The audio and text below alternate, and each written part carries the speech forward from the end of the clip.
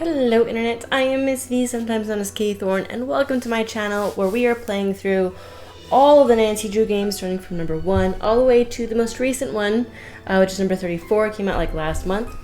We are currently on number 6 though, which is Secrets of the Scarlet Hand. I have my notes right here. This should hopefully be the third and final video for this. Should.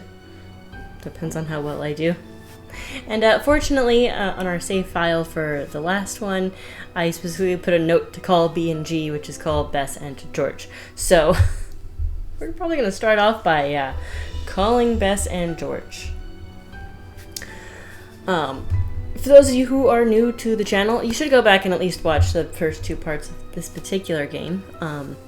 But basically my goal here is to just play video games in a more healthy way. Because I'm very bad about working, doing chores, and just stressing myself out to the point where when I finally get a chance to sit down and play video games, I play for 14 hours straight, and that is not healthy. So I am trying to be a bit more healthy when it comes to my gaming, and this is one of the ways I'm doing it, is by recording, posting it, and hopefully there are people out there who are expecting to see these videos, so it will help give me the drive and the push to keep making them. But with that in mind, I really don't know what else to say at the start of this. I guess a refresh here on what we've done.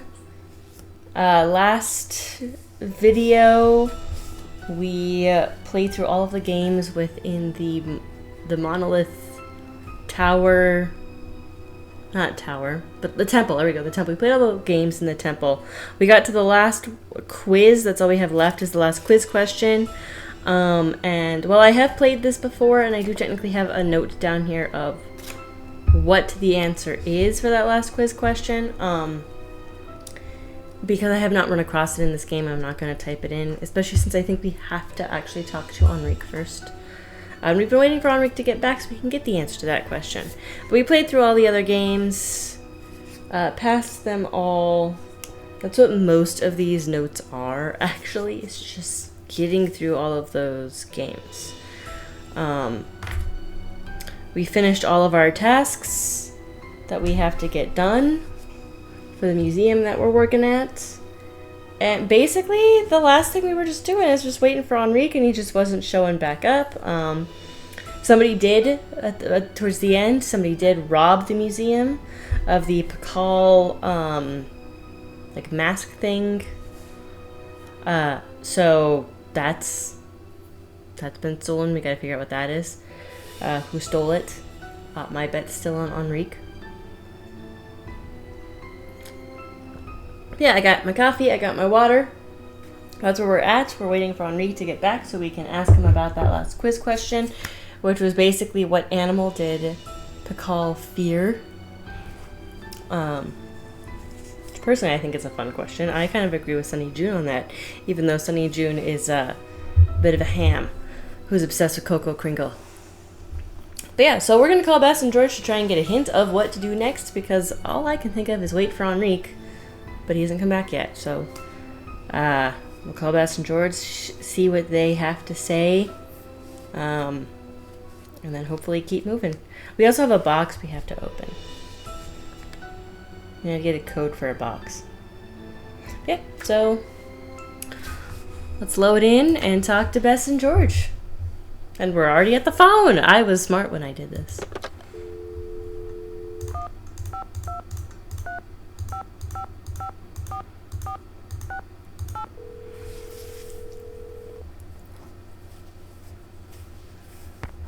Hey Beth, it's me, Nancy. What's new? It's pouring rain. George and I are in the middle of a heated game of Go Fish, and I'm winning. Don't believe a word she says, Nancy. Last hand, I made mincemeat out of her. Anyway, we don't want to make you homesick.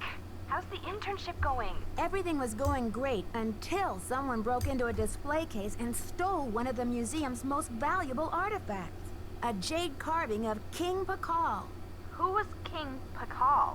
He's considered one of the great Maya rulers. He reigned at the height of the Maya civilization. So what happened? Well, apparently the civilization was never quite the same after he died. No, silly, with the theft. What happened happened with the theft? Who are your suspects? Do you have any clues? Easy, ladies. Let's just say that so far, I have more questions than I do answers. But don't worry, I'm on the case. There goes your low-key internship. Honestly, Nancy, it never will cease to amaze me how one girl can cross paths with so much trouble.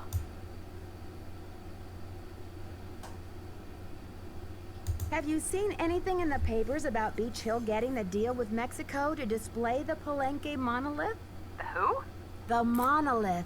It's a giant block of stone recently excavated from a cave near Palenque in Mexico.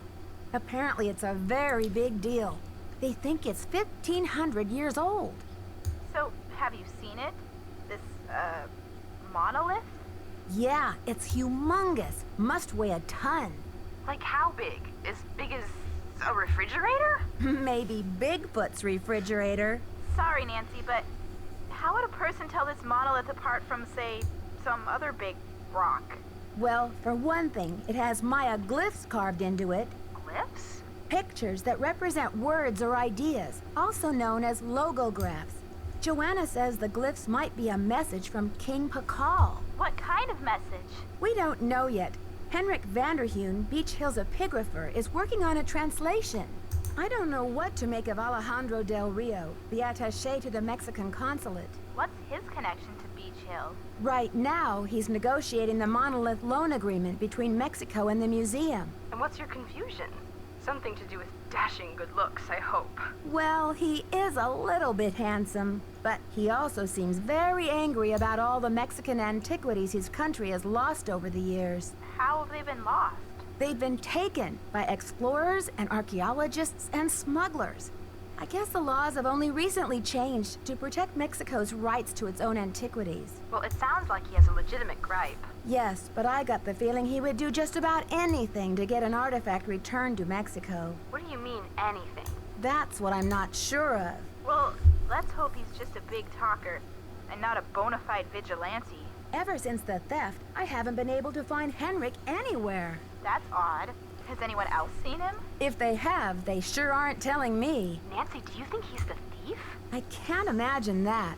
Maybe he's just an accomplice. Maybe he loosens security somehow to make the thief's job easier. It's possible, but Henrik seems to care so much about his work. Why would he want to hurt the museum? Maybe he cares a little too much. She's right, Nancy. I'd give him the 3rd degree if I were you. Whenever he shows up again, that is. Somehow, Joanna has gotten the museum into some financial hot water.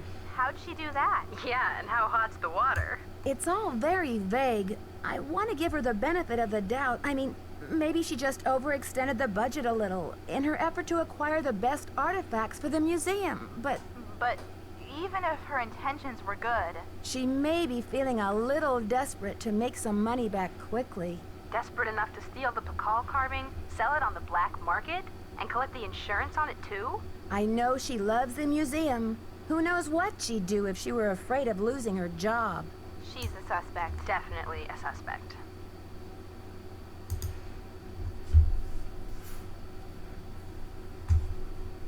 Why would the thief keep leaving that awful red handprint at every crime scene? Talk about a creepy trademark. Oh, I'm just glad I haven't seen it. With my sensitive psyche, that type of thing is like a 10-year warranty for nightmares. Does it have any meaning in Maya culture? Not that I know of. Well, somebody ought to know. You're surrounded by experts in Maya culture, for gosh sakes. But maybe it doesn't mean anything at all. Maybe the thief just thinks it's glamorous. Sure. I mean, who really wants anonymity after all? Thieves have to have style. Something to set them apart, right? It's not just any old villain that gets a book deal these days. Detective Drew, requesting hint, please. I don't have a clue. In other words, go fish!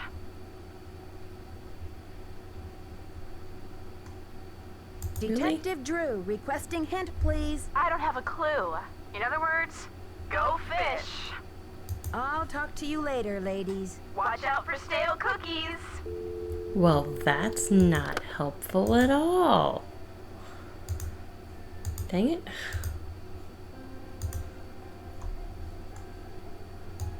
These are just my notes.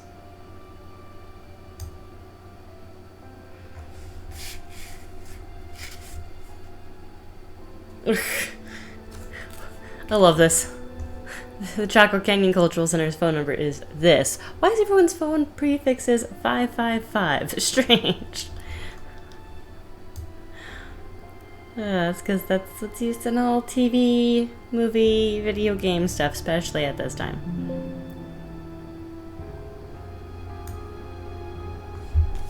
Yep, finish all my tasks, time to explore. We've already explored everything. I just need... I already did that. I mean, it like has all of these, but it just says explore. Time to explore. I finished everything. Like, that's not helpful. What's the time? Like 9 something? AM or PM? Okay, it's like noon. That was weird. Oh, it must have been like 12 or 11:45 when I looked.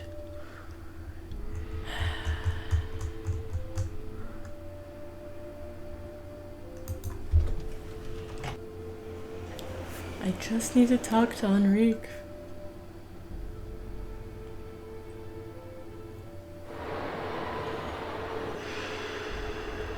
There's really nothing else to explore. I've done all the things. I think I've talked to all the people. Need something? Oh, maybe not. Apparently, a Topeka woman named Prudence Rutherford has recently been visited by a red-handed thief, too. Do you have any idea how I might get in touch with her? Afraid I can't help you there. I've got work to do. Semper ubi sub ubi.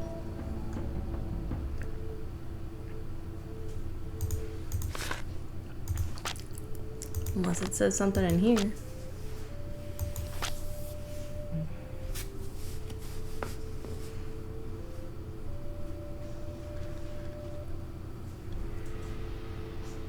No.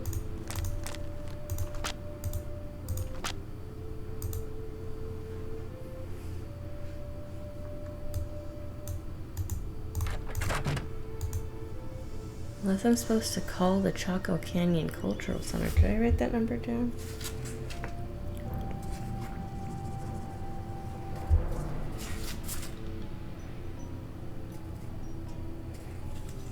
I don't think I did.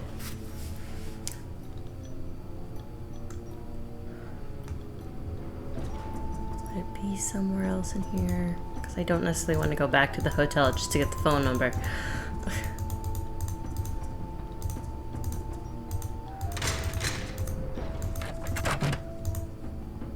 Yep, he's still not here.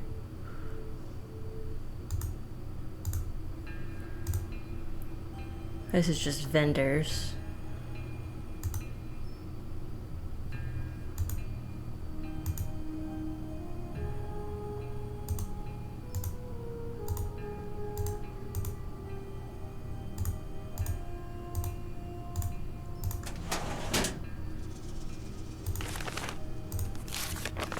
I don't think this will say anything. This is all just...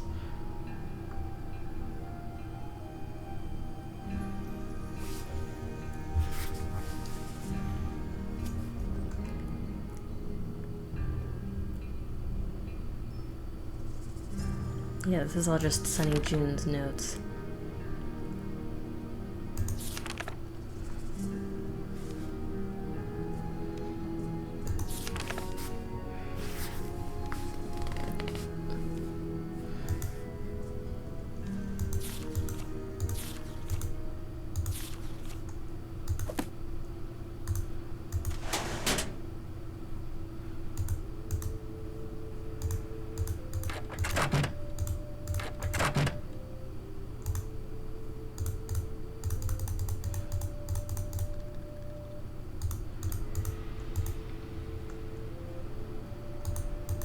Yep, that's just orders.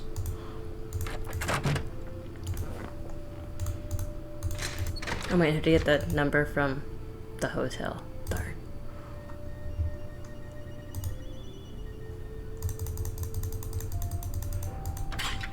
Well, since we're leaving, maybe we'll go talk to everybody and then go back to the hotel and try and call Chaco Canyon.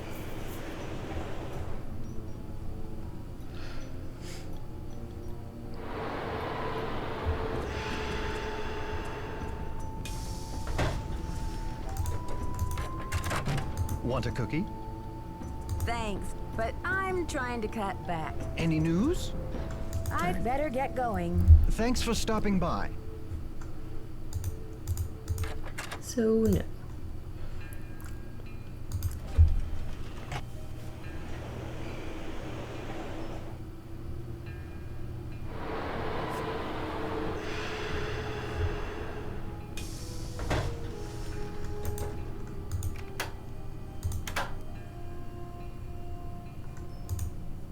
Hello, Nancy.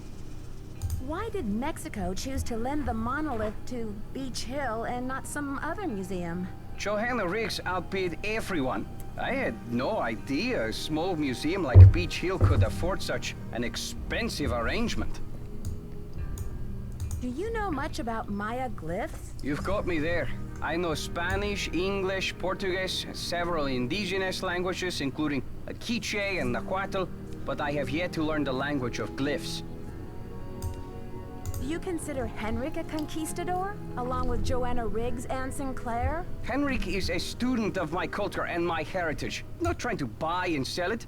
We don't agree on everything, especially not baseball, but I have nothing against him. Do you know what cinnabar is? The red powder that the Maya used? Sure, I know it. They use it at Beach Hill too, do they not?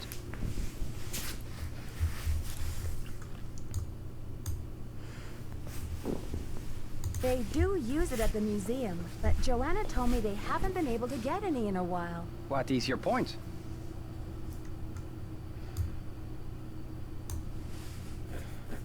Joanna said the museum didn't have any, but the supplier said she ordered some last week. Have you called the police? I don't want to jump to conclusions. Of course. Sister Joanna couldn't possibly be a thief now, could she?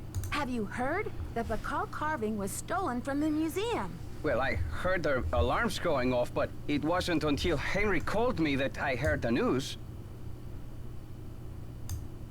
So, you were in the museum at the time? I was dropping off the monolith agreement for Joanna, as I said I would. Did you see anything suspicious? I was running late. I just figured somebody tripped a wire and I kept going. Whew. I'll need to alert the police so they can ask you some questions. I have diplomatic immunity, so I do not have to answer any questions. But I will, because I have nothing to hide. What? Doesn't make any sense. It was the middle of the night. Don't you care about the disappearance of such a rare Maya artifact? That artifact was lost to me as soon as it left Mexican soil. So my friend Pacal goes underground for a while until he is sold again. Suddenly, he turns up in Amsterdam or Hong Kong. Unless he is rightfully repatriated to Mexico, what's the difference? I should get back to the museum. Yes, you should. Well, now I'm kind of glad I came and talked to him. 'Cause that's a bit shady. We'll call Chaco Canyon and then maybe jump to the next day and hope that Enrique is back.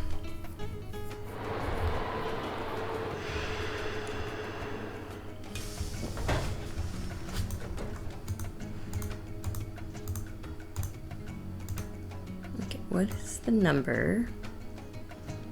There it is. 5551222. That's really easy. I'm still gonna write it down, but where am I gonna write it down?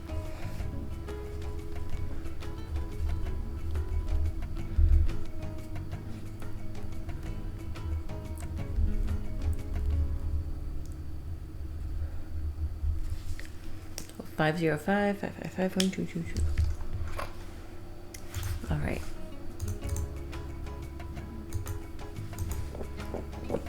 What am I doing? That's not the phone.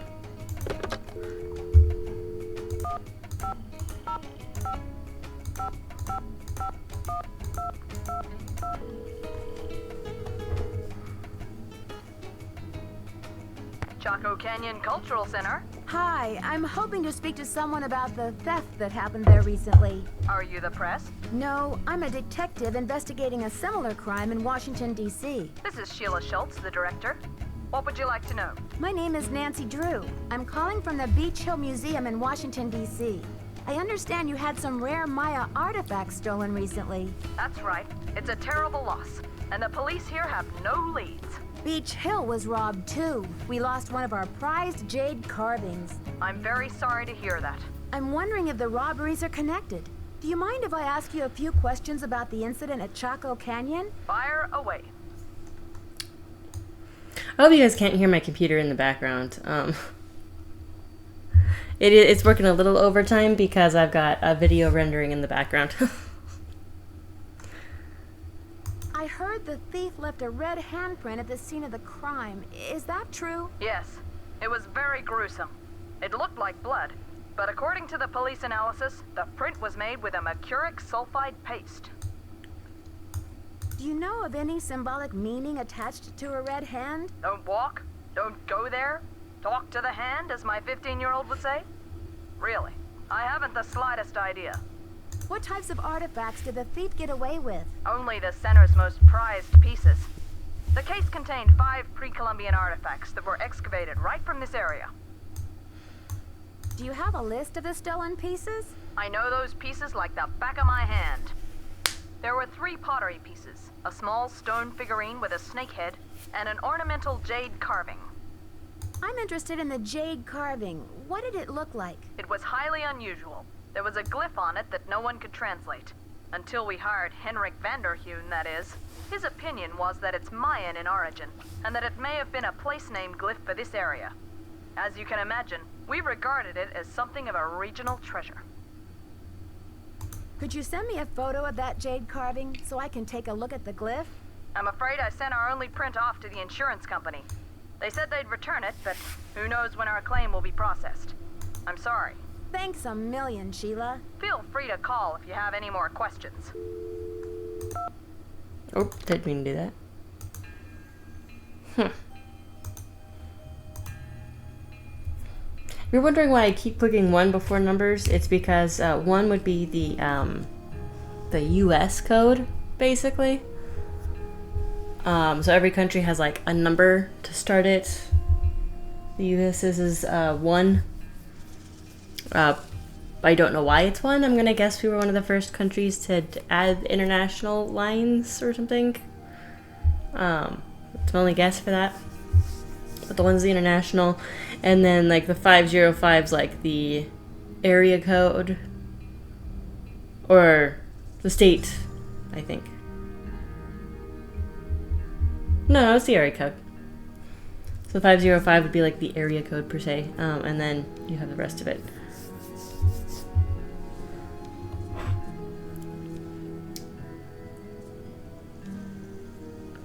So that's why I'm clicking the 1. Technically, when you're in the US, calling in the US, you don't have to put that 1 at the beginning, but the game makes you do it. But yeah, if you were ever like outside of the country and trying to call into the US, you would have to start with that 1. So, fun fact for you there. Oh wait, I said I was gonna skip to the next day, didn't I? See if Enrique shows up. I set it for 9. I don't think he usually shows up like at 8. Okay. I love how she just like gets out of bed and she's ready to go. You don't have to get ready or anything.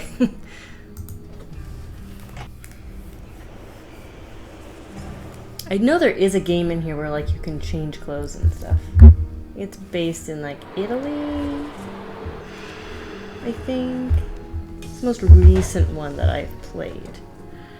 Beyond the ones I've played for these videos. Okay, I guess we'll talk. Oh, she's not here.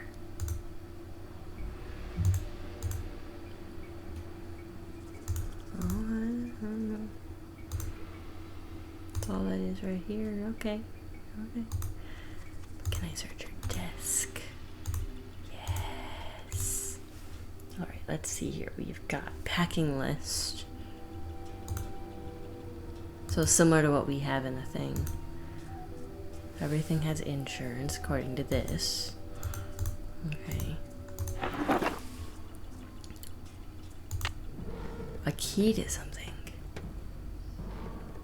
Is it a key to a box? One of those boxes?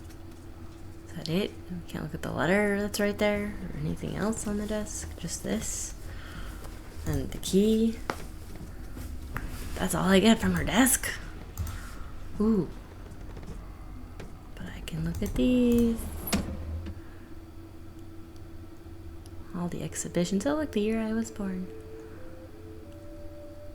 Oh, Epical Who knew Provenance. one piece of jade could have so much history?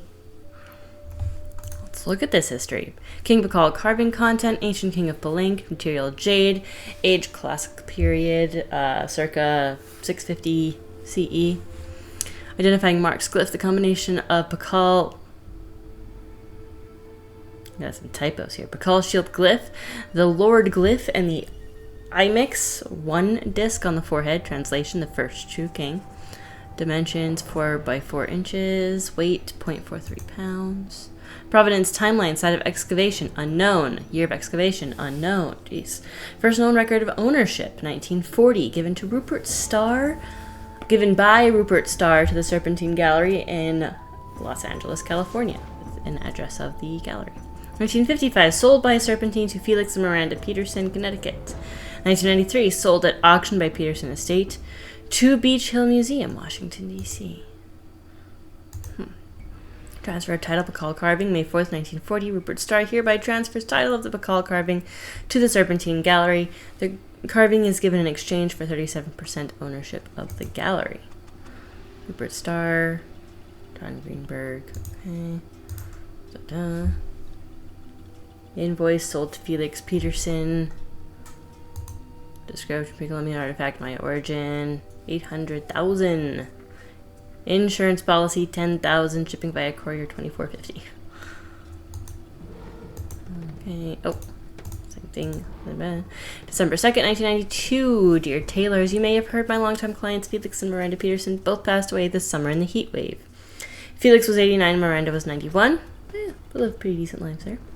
And by all accounts, they had lived extraordinarily full lives. Still, it's too bad their air conditioning unit went on the blink when it did. I and all the citizens of Greenwich will miss them dearly. As you know, the Petersons had no children. Per their instructions, I am to arrange the auction of their estate and donate the proceeds to charity. You may also know the Petersons had a fabulous art collection, including several pre-Columbian artifacts that may be of particular interest to you. The auction will be held on February 7th. Please let me know if you're planning to attend. And then official bill of sale, state option, Pakal carving, description, pre-Columbian artifact of Mayan origin, classical period, jade, Pakal, yep, same as before. Terms of agreement, the executor of the estate of Feliz and Miranda Peterson, Bertram Vandelay, hereby transfers title of the Pakal carving to Beach Hill Museum in exchange for the agreed upon sum of $1,076,595. Purchaser, Taylor Citizen Claire and Joanna Riggs, art dealer and curator. Seller, Bertram Vandelay, attorney of law. Alright. I mean, everything seems on the up and up. Because I don't know much about law, and especially art law. So, if there's any lawyers that watch this, especially lawyers related to art, or art dealers, or anything like that, please tell me if any of that was incorrect. Heck, if there's any Mayan historians that watch this. I don't get many views on my videos. So that's why there's the weird face. So if miraculously I get a Mayan historian that watches this, feel free to tell me if anything that's been claimed in this video is incorrect. I am dating in a long-term relationship. We've been together a while. If common law marriage was a thing in my state, we would be common law at this point. So my long-term significant other is a historian, by hobby. Could have gotten a double bachelor's in history. 2 different focuses of history. I think it's history and I want to say anthropology would have been his double major if he had finished, but he couldn't finish due to life stuff. He was like 2 classes away from graduating, which is really sad. I keep trying to convince him to just contact the university and be like, hey, this is what I had. What would I need to finish? But he won't. But he's basically a historian. He has all the knowledge to be a historian. He just doesn't have the degree. And then his father is a historian. Not so much the Mayan culture areas, where I think, because they talk about Chaco Canyon, New Mexico. So what would mean the Mayan were in New Mexico if this game is accurate. So he might have touched on a little bit of Mayan culture in his works, because he's a published author for history books for the Southwest area. So New Mexico, Arizona, southern tip of Nevada, Southern California, a little bit of West Texas, the northern part of Mexico, this kind of area, the Southwest area.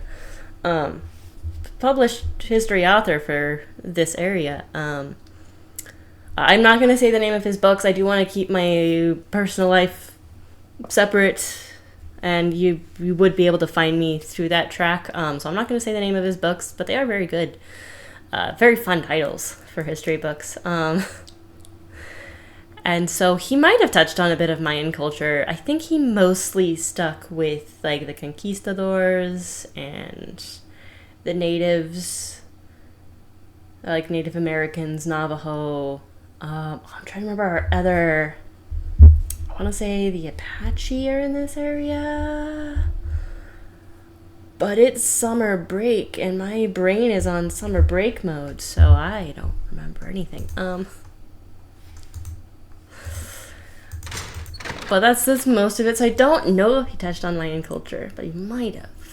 But because of that, I don't have like a huge background knowledge of Mayan culture. So if there are any Mayan historians, please tell me, is the game accurate, inaccurate? Dang it, Rick's still not here. At some point we gotta use that, I just know it. Why else would it let us get close to the microscope? Okay, but I have a key. No. This is a code. That's just that. Oh, wrong side. I can totally navigate this game. I don't know what you're talking about. I'm not having issues at all. No? Dang it. What's this key to then? Oh wait, does this key open up cases? Wait, can I open up this case over here that's like, it's locked every single time I look at it? Ah, that's what this is for! Okay. There's a ham radio here. Why are we going over here?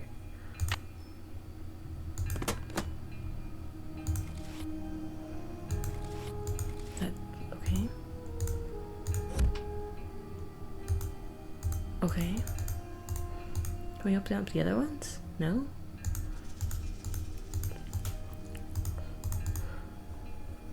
The other ones like don't have locks. What is this?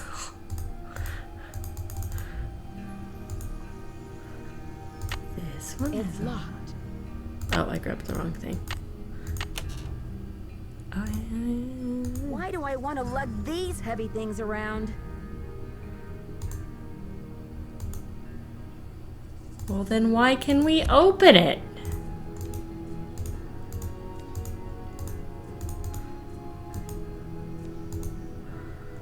Because none of these other ones have locks.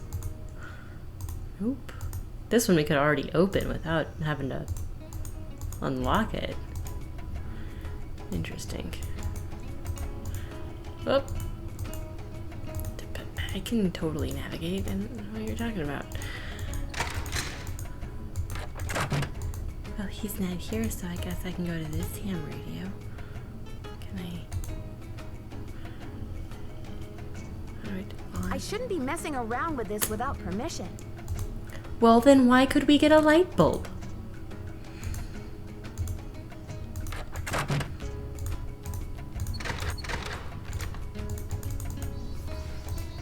else can we use it for?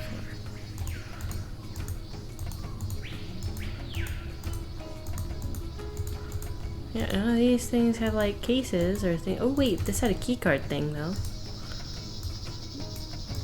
Darn. It's locked. Oh yeah, I know it's locked. I still want to see what it says. Oh, I think that might be road.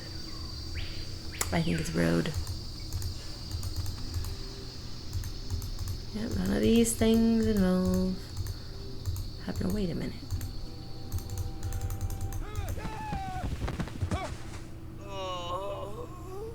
We found Enrique. Henrik! Henrik! Henrik.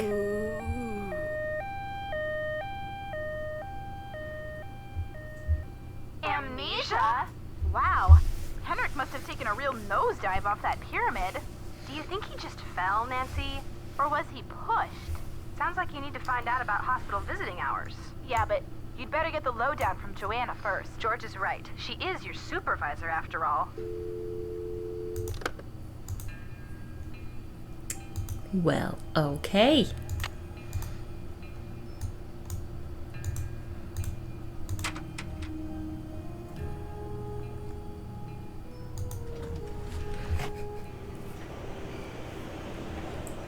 My whole goal for the last like 30 minutes has been finding Enrique.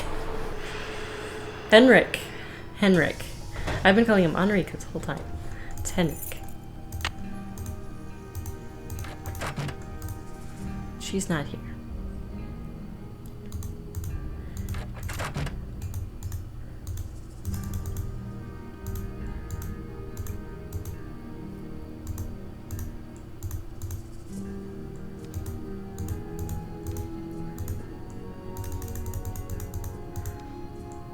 What was he doing up here?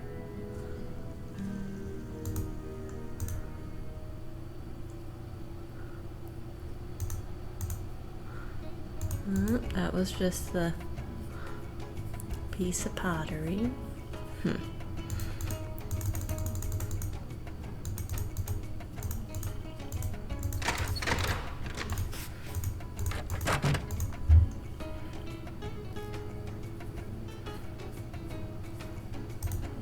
Anything new? Yeah! Okay, Nancy, the police called. They want me to go down to the station for further questioning. Something about an anonymous tip. Do I have time for this? No. Hold down the fort while I'm gone, will you please? I left my office open if you need anything. Be back soon. Joanna, I've already searched your office. You have voicemail. Press 0. This message is for Nancy Drew. Hi, Nancy. This is Nurse Bluefoot calling from Eleanor Roosevelt Memorial Hospital in regards to Henrik Vanderheun. I believe you're a colleague of his? Since Mr. Vanderheun was admitted, he has repeated your name several times in states of semi-consciousness. As we've been unable to contact any of his family members, we're hoping you might be willing to act as Henrik's support person as he begins the difficult process of restoring his memory. Please call me as soon as possible to discuss this. My direct line is 202-555-4000. Thank you. Nancy, it's Joanna. The police are done giving me the 3rd degree, but now the board has suspended me. To make a long story short, I'm forbidden to set foot in the museum. Could you please call Franklin Rose and try to reason with him? If we don't get a move on, this exhibit is going straight down the tubes. To replay messages, press 0. Press 9 for...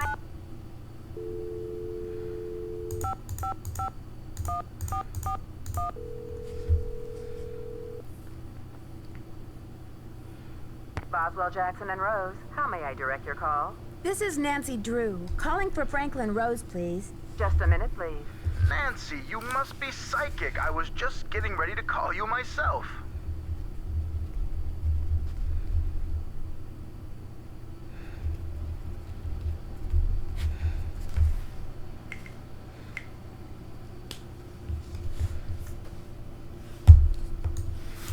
As a matter of fact, I have been brushing up on my mind reading. Well, thank goodness I've got you on my side. I feel I should apologize for the situation that's going on at the museum, dear. I really did think we were setting you up with a nice little internship, a breather from your casework. But instead, it looks like we've fed you to the lions. Well, in all my travels, I still haven't found a mystery-free zone, Mr. Rose. Speaking of travel, I got a postcard from your father in Ouagadougou. Apparently, Burkina Faso has become the cultural darling of West Africa. He must be having quite an adventure.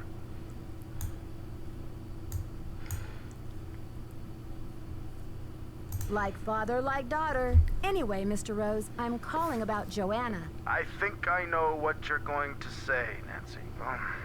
Let me be frank. Joanna Riggs has been in the doghouse with the board for months. Her thirst for acclaim has led her to gamble the future and the reputation of Beach Hill time and again. Now that we've lost the Bacall carving, one of our most notable pieces, well, she's just got to be stopped. But with Henrik in the hospital and Joanna suspended, how can we possibly get this exhibit off the ground? Leave that to me. We'll postpone the opening if we have to. Look, I've got a client waiting, Nancy. What we need now is for you to take up the slack. I've spoken to the rest of the board, and we've agreed that the best thing is to put you in charge. I'm an unpaid intern, dude. Oh, Mr. Rose, I'm not qualified to be a curator. I don't have the experience. Maybe not, but you are the best qualified detective I know, which is just what we need right now. We're counting on you to catch this thief red-handed. Ha ha. Just kidding, kiddo. If you can get the Bacall back, we'll see about giving Ms. Riggs another chance. That seems fair, doesn't it? I'm also an unpaid detective. That I do this for a hobby, dude. I am technically not qualified to be a detective. Haven't gone through school, haven't been a police officer. I do this as a hobby. It's a deal, Mr. Rose. Bye, kiddo. Okay.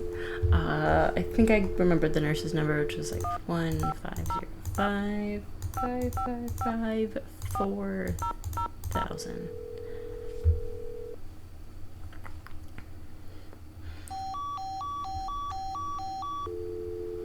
Okay, what if it's just 555-4000?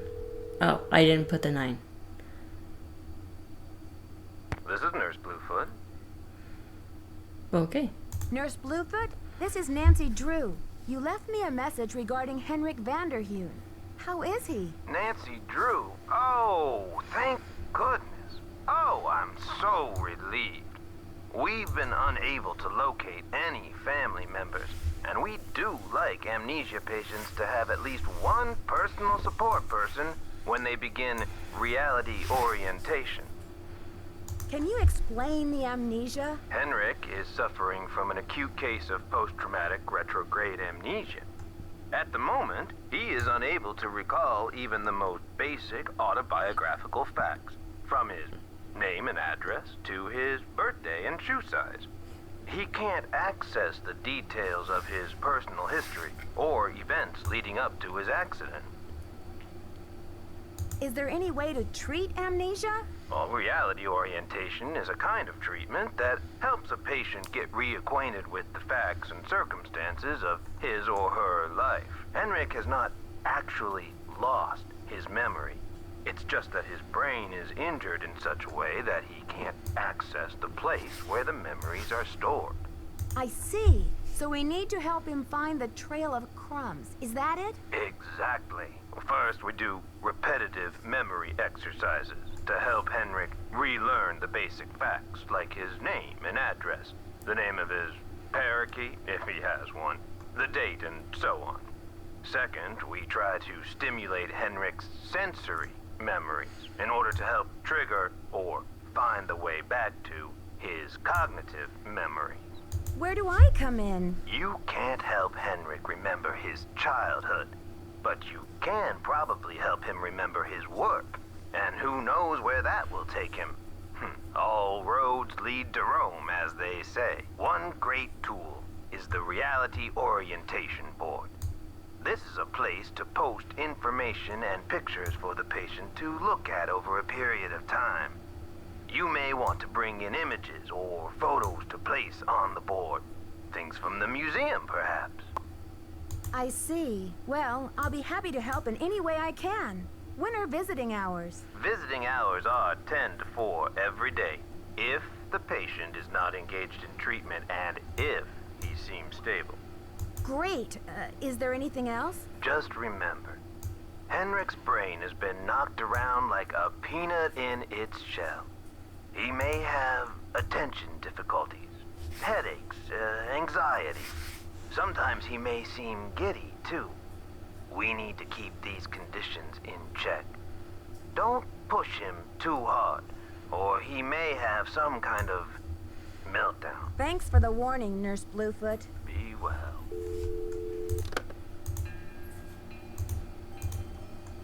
So, stuff from the museum. We go around here, see if there's anything in here. It's locked. It's locked. Okay, I need a key for that.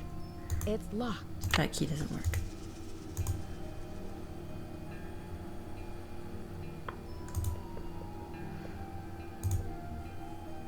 Well, Macy, can I grab the little bird thingy on the desk? No. Can I grab this note? Because I've already done this pretty much. No. Okay. Nothing in here.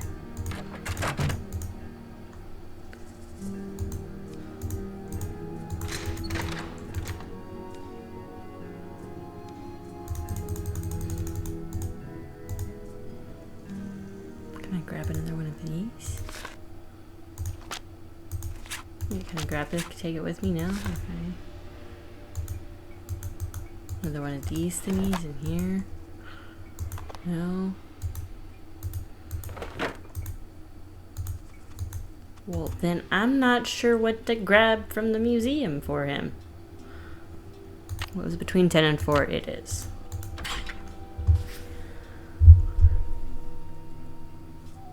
There we go.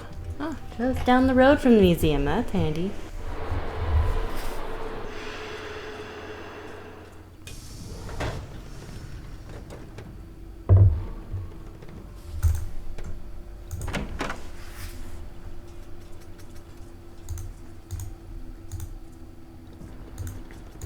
What should I post here? What should I post here? Yeah, actually, no, that would work. Put these up there? What should I post here? No. You look familiar. Is it time for my snack? Hi, Henrik. I'm Nancy. We met at Beach Hill before your head injury. Beach Hill?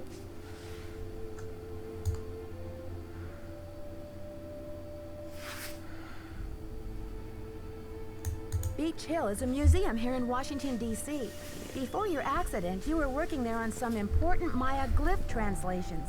Do you remember anything about that project? I don't even remember my own birthday. So if you're here to squeeze me for details, you're wasting your time.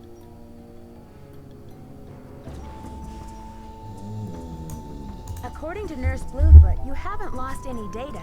Your brain just doesn't know how to locate certain things at the moment. We need to give it some clues. How, pray tell, do you intend to do that? I'll visit, we'll talk. Sometimes I'll bring you pictures. Pictures? Well, isn't this nice?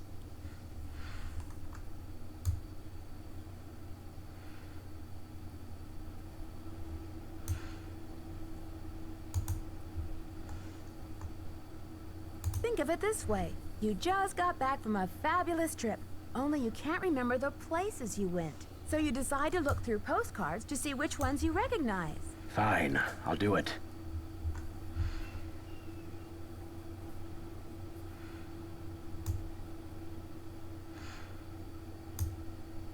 Great. These are Maya glyphs, like the ones you used to translate. Now, don't be upset if you don't know how to read them anymore. I can tell you what they mean. I know what they mean, dear. I wrote them.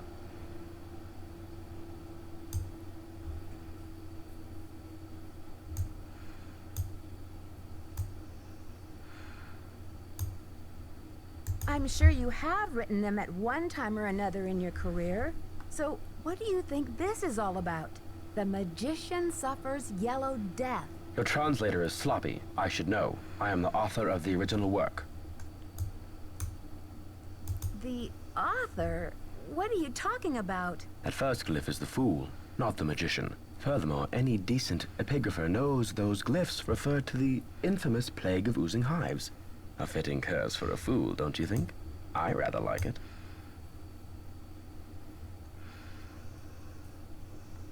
Henrik, this note was found at a crime scene. Are you telling me you left it there? I don't remember.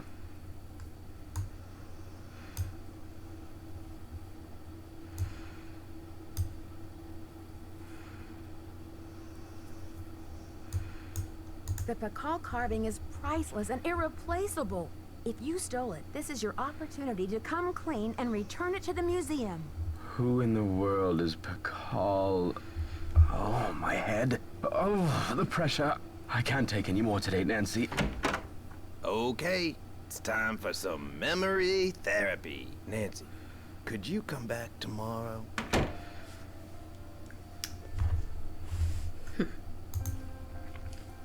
Interesting.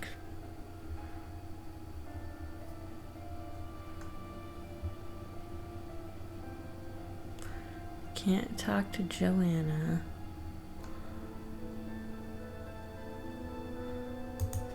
Need keys for stuff.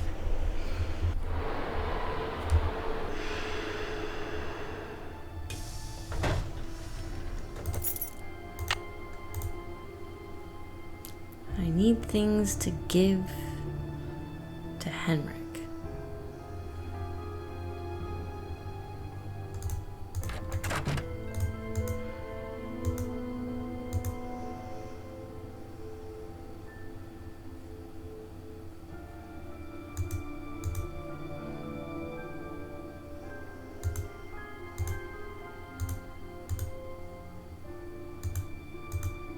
No idea what that is.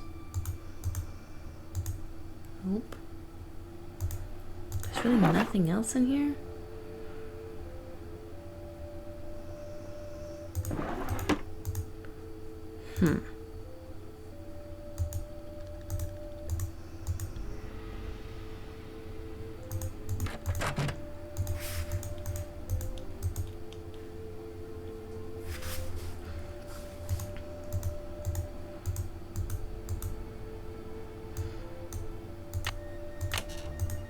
Why do I want to lug these heavy things around? Why do I want to lug these heavy things around? Because I think they might go somewhere.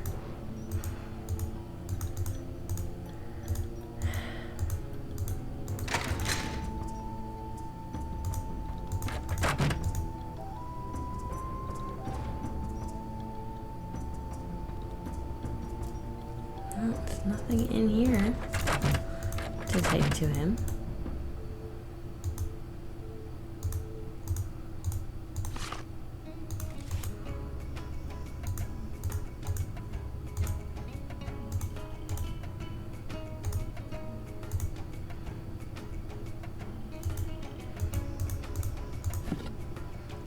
Anything in Sunny's stuff? No.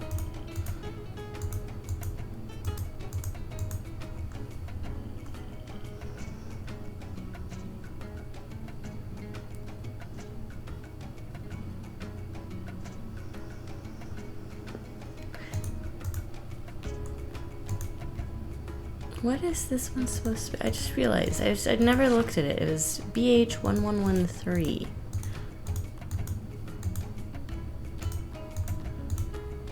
BH1113. Diego de Landa ornamental carving. Unidentified glyph. jade from Cuba.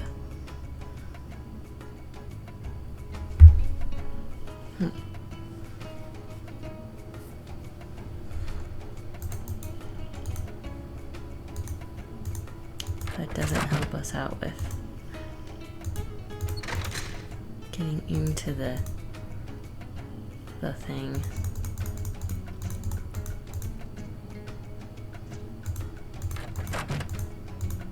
Look at the thing on her desk again. Dayland ornamental carving jade. Yes, doesn't have anything else on it. Like a code.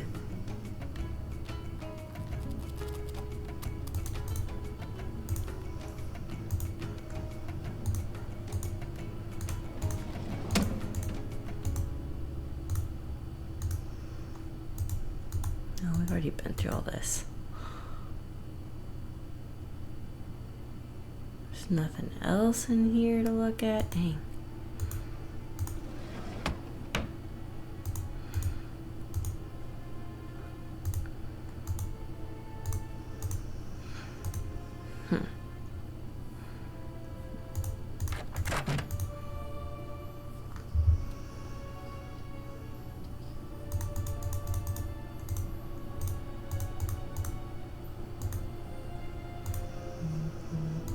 Can't like take this little plaque. Too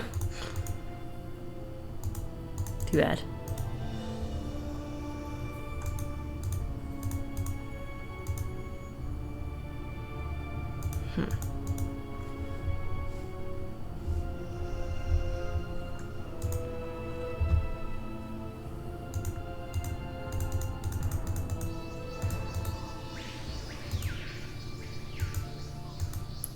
I don't know why I'm going through here.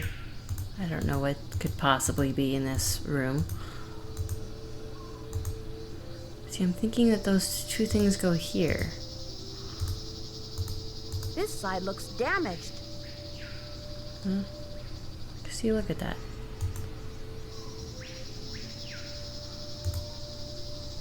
I think this is where they go.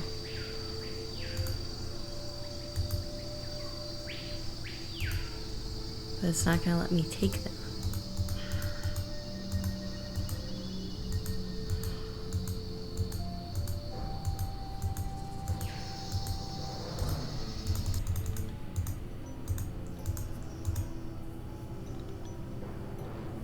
I don't know what else I can do here, other than just wait till the next day and talk to Henrik again.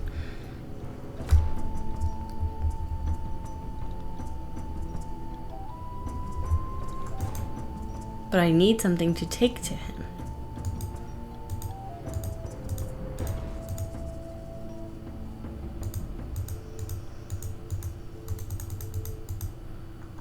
I'm not sure what I can take to him.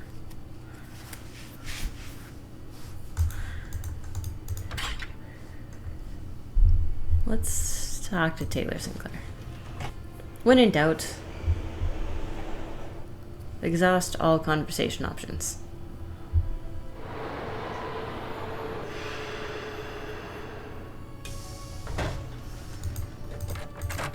Any news?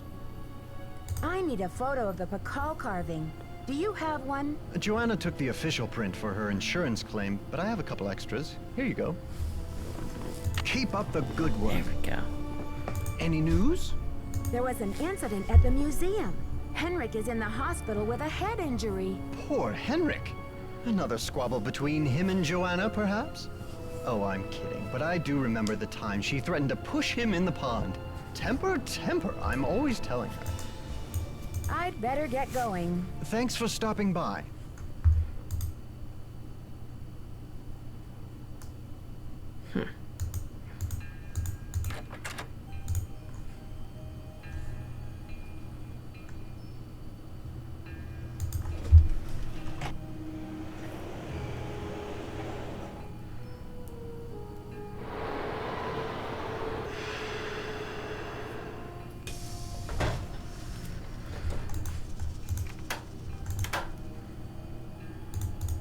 Buenos dias. Have you heard? The police received an anonymous tip, and they're considering Joanna a prime suspect in the Bacall theft. They've taken her in for questioning. I called in that tip. She lied about the Cinnabar, and you may not know this, but she has jeopardized the museum's finances with all of her wheeling and dealing. Why should she not be questioned? How do you know about museum finances? I have my sources. Have you heard? Henrik Vanderheun fell off the pyramid at the museum. He's in the hospital with a mysterious head injury. That is terrible news. I hope it's not too serious. I should get back to the museum. Yes, you should. Actually, can I take any of these? Not that. Any of these other things here? Nope, can't take anything. Okay.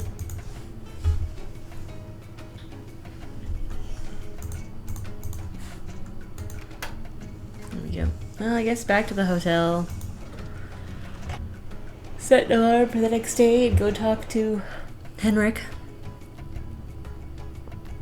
Yeah, we're already at the hour mark? I might not be able to finish this game today. You'll see.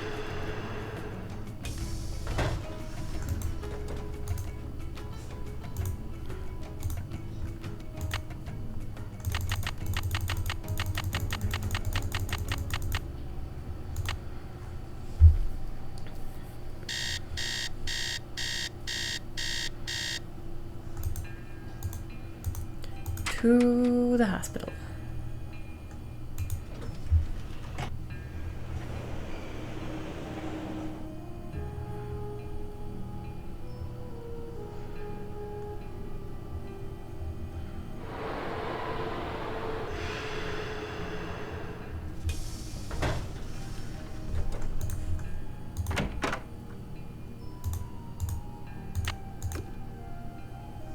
Hey, this is full dot now. Henrik Vanderheun, age 61 and a half, Washington, D.C., a Pick River. Oh, he's divorced. 0 children. Allergies include chicken and bee stings. Dude, I can't have chicken either. I don't think I'm allergic to it. It's more like an intolerance, but.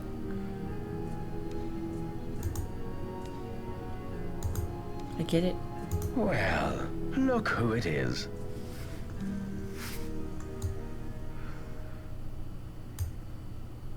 Hi, Henrik. I've come to talk Maya Kings.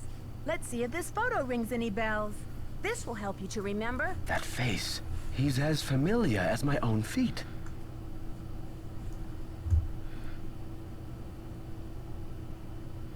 Do you know his name? Bacall. Nancy, this is the stolen carving, isn't it? And I'm the one who took it. I must have. But why? Oh, Bacall. What could I have meant by this? If you're remembering correctly, this is a serious crime, Henrik. You've got to tell me why you did it. I can't remember.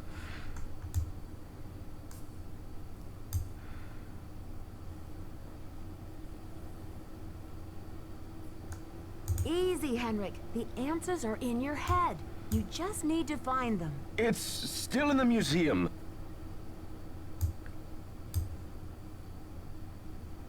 Why would you break into the display case and steal the carving only to leave it in the museum? To protect him. I had to protect him. Oh, Bacall. Something is going on at that museum, a devious plot. I was the only one who could stand in the way. Whose plot is this? Is it someone who's involved with the museum? Forgive me, Nancy, but when I woke up in this hospital bed, I didn't even know my own name. Perhaps the only thing I can offer you is this key. It was found in one of my pockets when I was brought in. Maybe that key goes to the lock where you hid the Bacall. I haven't a clue. Take the key now, Nancy. Find out what it opens and return to me, please, with some answers. You can count on me, Henrik. In the meantime, I'll sit with my friend Bacall and see if he will tell me anything new. You must keep this to yourself for now. It's your only hope of getting to the bottom of this. This is a long shot, but do you know what animal Bacall was afraid of? You're asking the wrong amnesiac.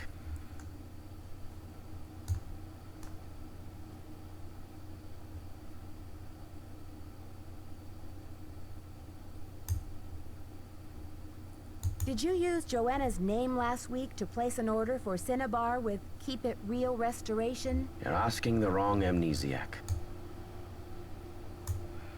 Do you think Joanna is behind the other thefts? Who knows? Do you know anything about the theft of Prudence Rutherford's necklace? I can't remember. You rest up. I'll be back. Be careful. I feel like most of the answers were going to be just wrong amnesiac or I don't remember. So we'll just go try to figure out what this key belongs to. It doesn't look like it goes in. Looks like it's got to be one of the boxes in the back.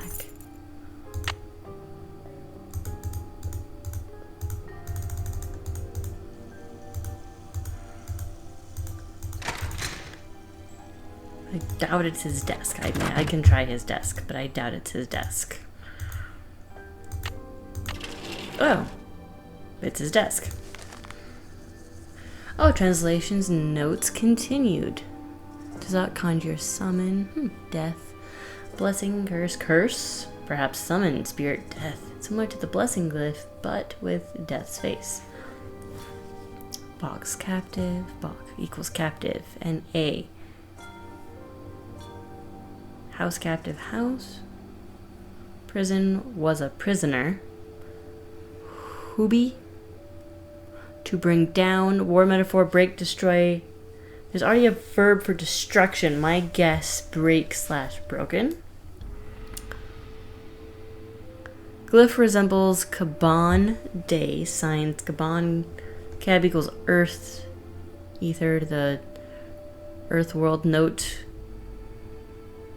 Coiled spirals, just like the earth band, broken earth. Four corners, it's something of course. Four corners of the world. I makes one, aha, Lord, Bakal shield. Fascinating, the kingly title, very familiar, Bakal, of course, but not like any I've seen. Wait, where have I seen this? Rabbit, just like the scribe image. Rabbit the trickster, jester, fool, very uncommon. Glyph. Uba, Hishida's performs. Sunham, period, ending the end. Copen emblem has been modified with a rabbit head, similar to the rabbit scribe Uba. Perform, work, labor. It was completed, period, ending, till the end of times. Interesting. Ooh, there's a book. Number stations. Oh, this is for the thing. 2050 hertz. I think I have it written down already. Yep. Transmits a series of 5 digits in Spanish, with each transmission starting with atención, atención. 1, 2, 3, 4, 5, 6, 7, 8, 9. No, 10? Fortunately, I know Spanish numbers. Decoding the numbers. Write down the last 3 digits of the series and add a 0 to it to get a 4-digit number. Add each of the original 5 digits and add the sum to the 4-digit number from the first step. This is the station that the smugglers will take messages on. Oh. Example, if the station number gives 56123, then the smuggler station is 1247. Put a 0 at the end of the last 3 digits. 1230. Add all of the digits in the series. 56123 equals 17. Add the number from step 1 to the number from step 2. 1230 plus 17 equals 1247. We have a few things here. Smuggler station's password is the Nahuatl word for snake. Enter it in Morse code and they'll confirm by voice. Then send a code word. Leche. Send the item immediately, the coast is clear. Mujer. Meet me at the rendezvous point. Sueno. Don't send the item, the coast is not clear. Vacas. Payment has been sent. Interesting. Looks like I need to find someone who speaks Nahuatl. Yep. Well, I think I know that. I think it's Kodal. It's locked. Oh, a thing we can look at on my computer. It's locked. Oh, come on. Just wanted to make sure there wasn't anything else. See, there's something else. 5/16/72. Hiked with Big Bunny all day. Temperatures in the hundreds. This has got to be in New Mexico. Water scarce, or could be Arizona. But Highland region is beautiful and pristine except for Bunny's incessant commentary. He even spotted a Quetzalcoatl? No. Flying amongst the branches, a rare treat. Symbolizes freedom and wealth. Trail highly prized by the Maya. 7:22, crossed paths with old shaman today, eager for some relief from Big Bunny, accepted old man's invitation to eat. Old man Vicente gave us very strong tea, to which Big B reacted negatively. He kept shouting, "Bunny rabbits, flaming bunny rabbits." Oh. I think I know what tea this is. Return of the Repressed. Once he even pounced on the floor to try and catch one, but there was nothing there. Vicente thought this very funny. I nearly expired from embarrassment. Tea had no unusual effect on me.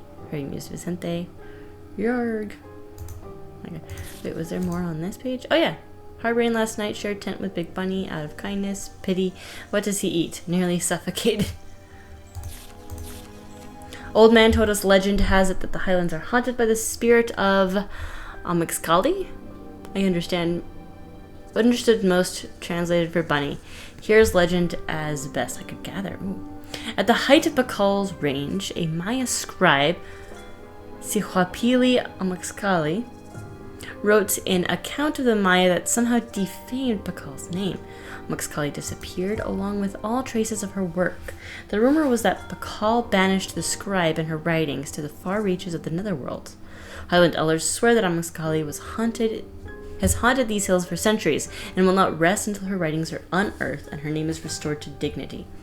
Banished. Ha! If only Pack Hill were so lenient. Would have enjoyed the story much more without the unwanted outbursts of my foolish sidekick. Quite a tale, though. Amazing that it has survived somehow over hundreds of years. 7:23, Big Bunny wants to start a small-time smuggling racket to pay off his college tuition. Ugh, he's the last person I'd want for a partner in crime, but I do need some way to fund my own studies. I wonder if I could stand it. 7:29, travels today have been uneventful. Sun is hotter than ever. Tomorrow we return to base camp. Cannot wait to be rid of my companion. Suspect he is really a dog in bunny clothing. Yak. Sir Bunny the Garrulus. How did this guy not get along with Sunny June? The Chaco Canyon thing. Oh, this must be. Oh, this has got to be Chaco Canyon. That's what this is. Okay.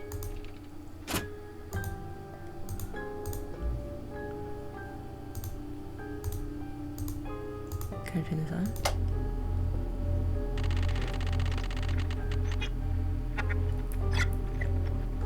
Okay, I don't know what station to go. Oh wait, it was 2050, right?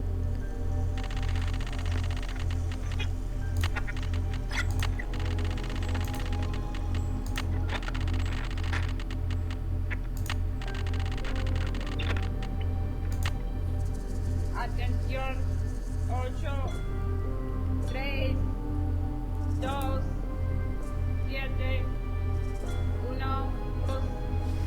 2, 7, 3, 2, 7, 1. Okay, I gotta have more space on these note cards somewhere. Over here. 8 is 8.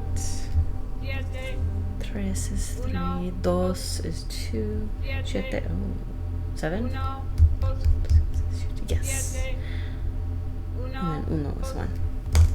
8, 3, 2, 7, 1.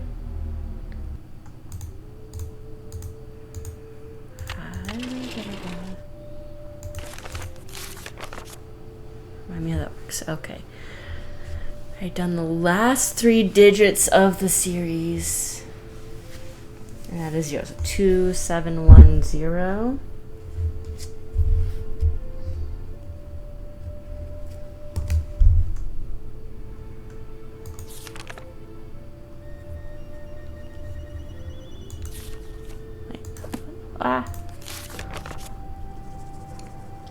At each of the original 5 digits and add the sum to the 4-digit number from the first step. Hold up. Number gives it 1, 2,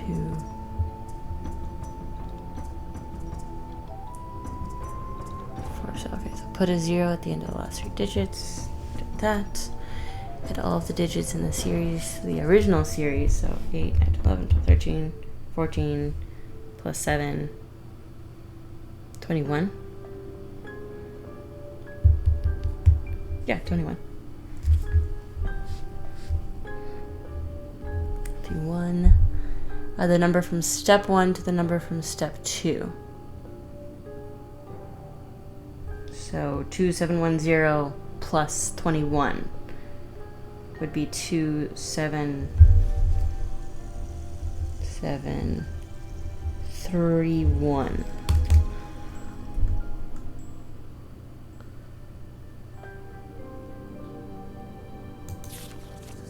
Oh, but I gotta get the word. I know what it is though. It's codal. I'm pretty sure it's codal.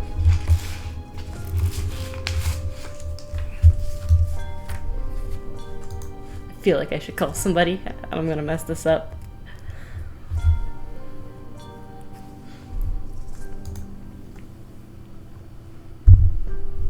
Chaco Canyon might know. I got too excited. I jumped ahead on the station. So I'm gonna go back to the hotel. I'm gonna look at this thing.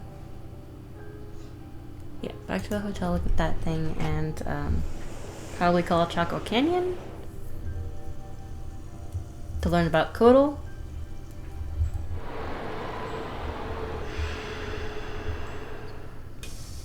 Don't ask me how I know this. I don't. Maybe I just remember it from.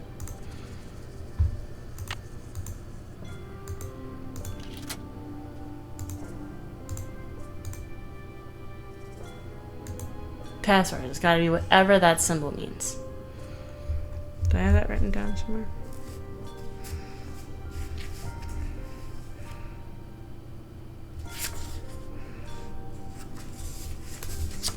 I don't think I do. Oh wait, no I do!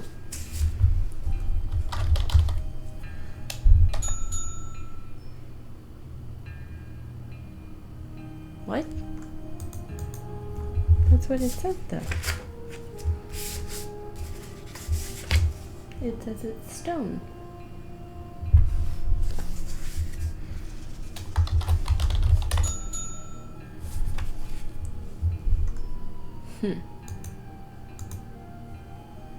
Well then. Canyon. There we go.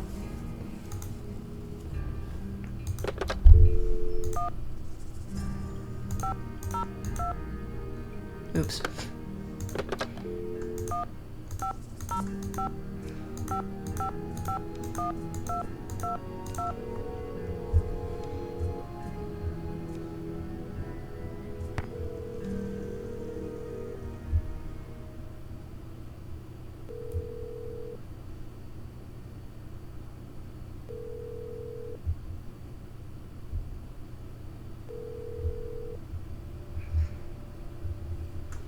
Did I type it wrong? 1 0 5 5 5 5 1 2 2 2.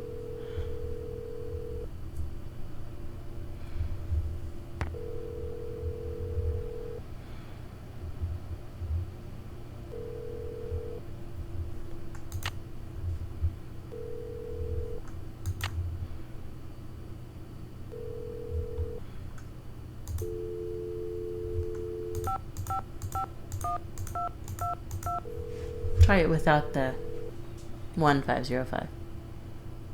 We're sorry. Your call cannot be completed as done. Well, then I guess I'll just head back to the hospital.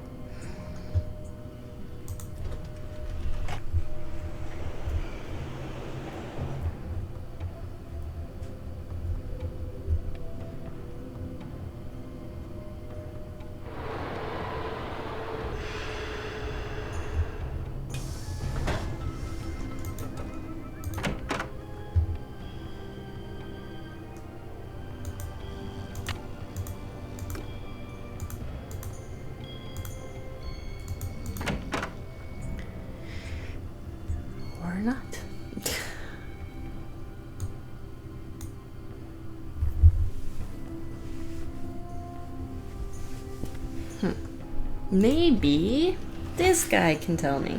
He said he knows other languages. I think Nahuatl is one of them.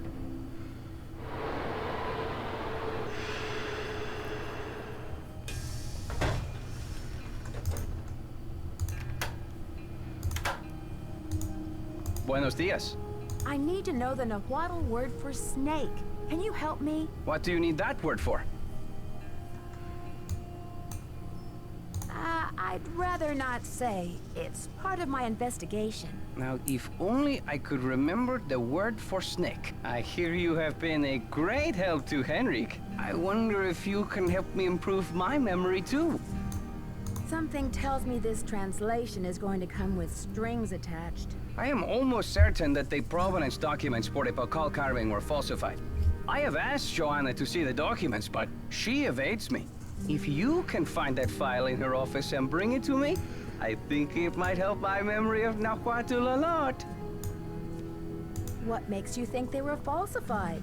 In Mexico, it is common knowledge that the carving was stolen from Pakal's tomb when it was first excavated. But no one has been able to prove it. If I can determine that the provenance documents are a fraud, this will be the first major step toward legal repatriation of the artwork, whenever and wherever it resurfaces. Okay, Alejandro. I'll see what I can do. I feel my Nahuatl coming back to me already. Do you know what Sihuapili means? Princess or lady. Now, if only I could remember the word for snake. I should get back to the museum. Yes, you should. Maybe. I don't trust this guy. He's just too pushy on this.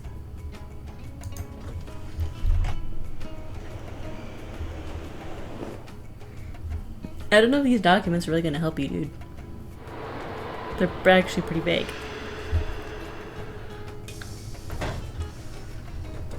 And yeah, it could have been stolen. Because it just sort of appears at some point. But it doesn't have proof about it, so it's not exactly helpful.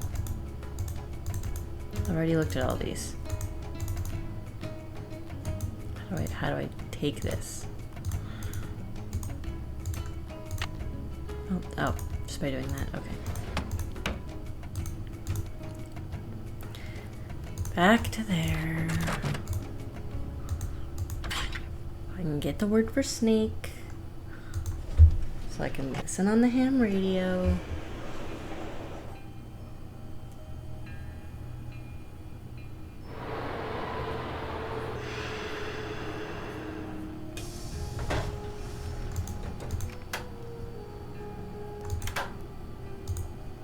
Hello, Nancy. You have a special delivery for me, I hope?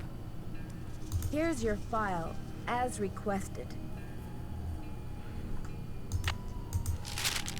Good work, my friend. I suppose you would like something in return? I trust your Nahuatl has become fluent again. The Nahuatl word for snake is coatl. C-O-A-T-L. Oh, coatl. I always thought of it as coatl. Muchas gracias. Gotta go. Adios, Nancy.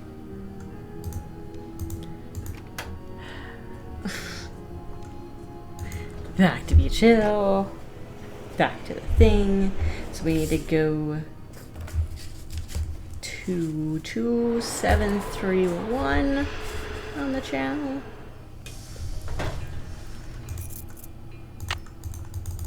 And put Codal in Morse code. Coatl. My bad. Coatl. Spelling correct. Pronunciation The radio not. tube went out. Well, that's why we have the brand new one.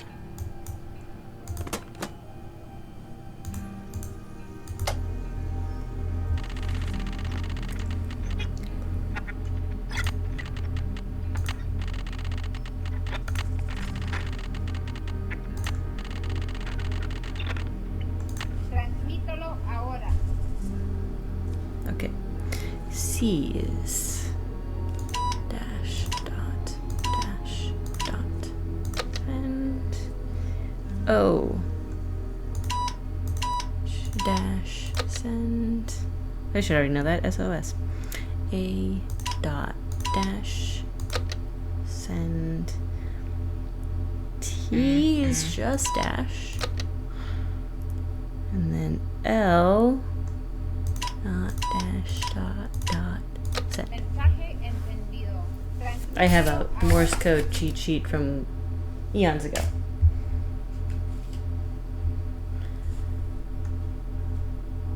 Mensaje entendido, transmitido ahora.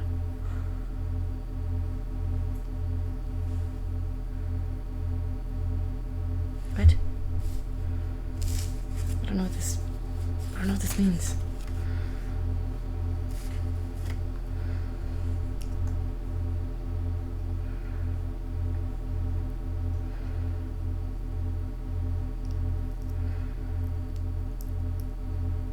Am I supposed to send something else? Is that it?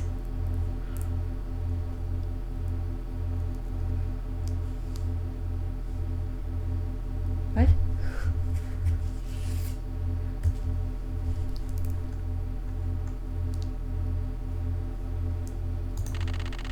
I don't know what to put.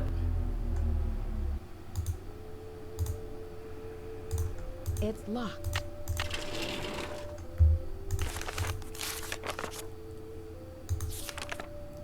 Okay, so enter it in the Morse code and the confirm by voice. Then send a code word. Oh. Leche.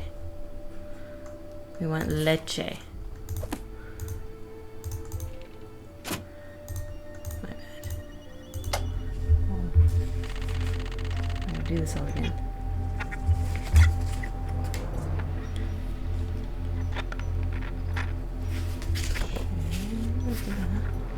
See if I can just go back to 2731.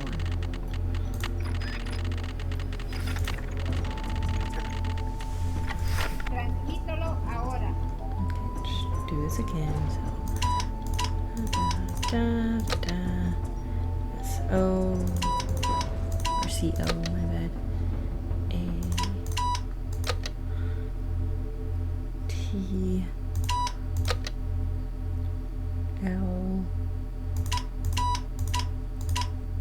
Mensaje entendido. Okay, and then leche. Transmítalo ahora.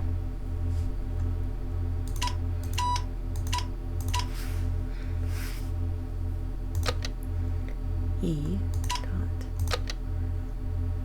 C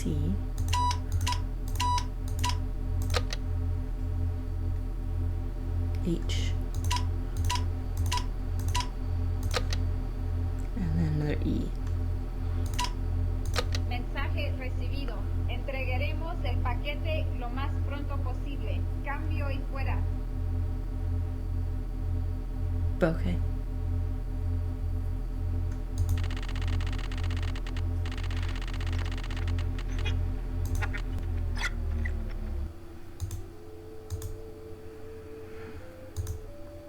I don't know, I'm just figuring if they have it, like they'll send it, whatever that means. Okay. I doubt anything will happen right away. So we're going to go to the hotel, wake up at 10 the next day, talk to...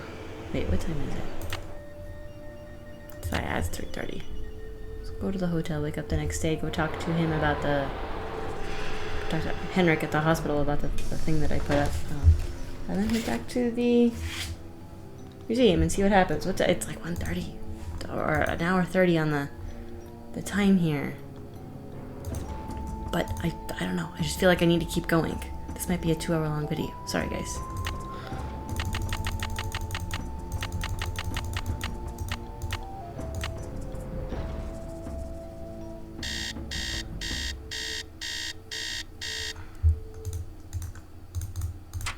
I just feel like I want to keep going, you know? Although I do need to get lunch here soon.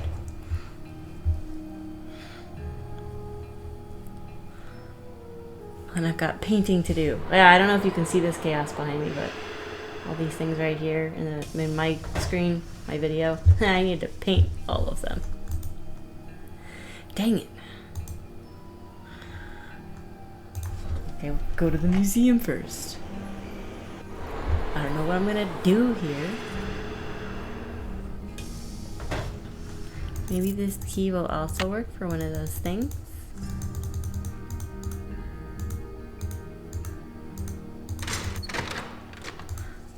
First, check this. You have no voice. Nope.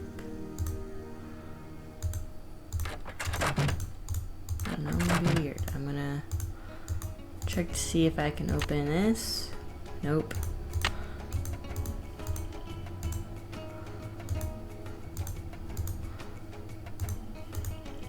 And then try to open this. Nope. Oh. They sent it here. Okay.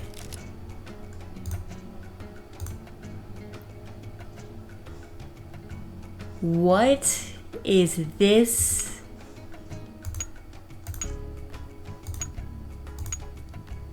Absolute creepy. Ugh.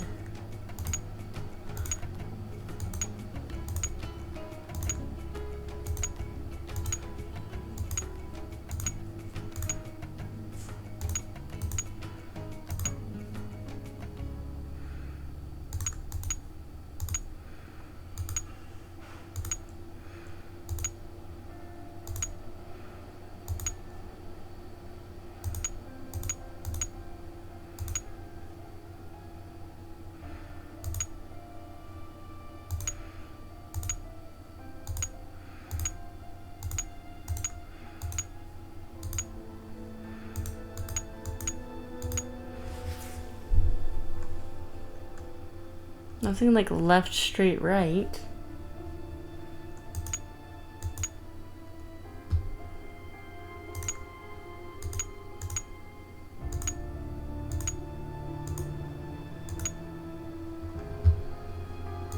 They're like all cross-eyed.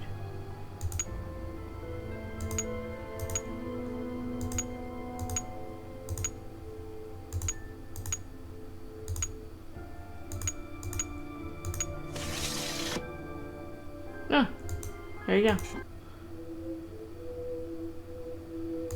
Like a rabbit thing with the jade thing. Okay. Well, that's something. I don't know what it is. But it's something jade.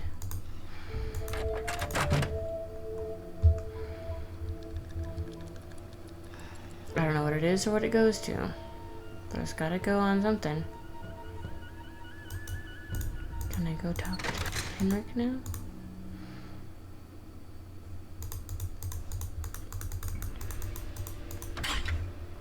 Also, the fact that they knew to send it here definitely shows that he was working with them.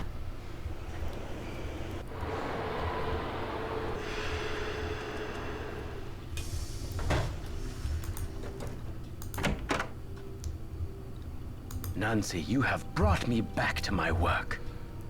You recognize the riddle then? I've been working like a fiend. Look at the board.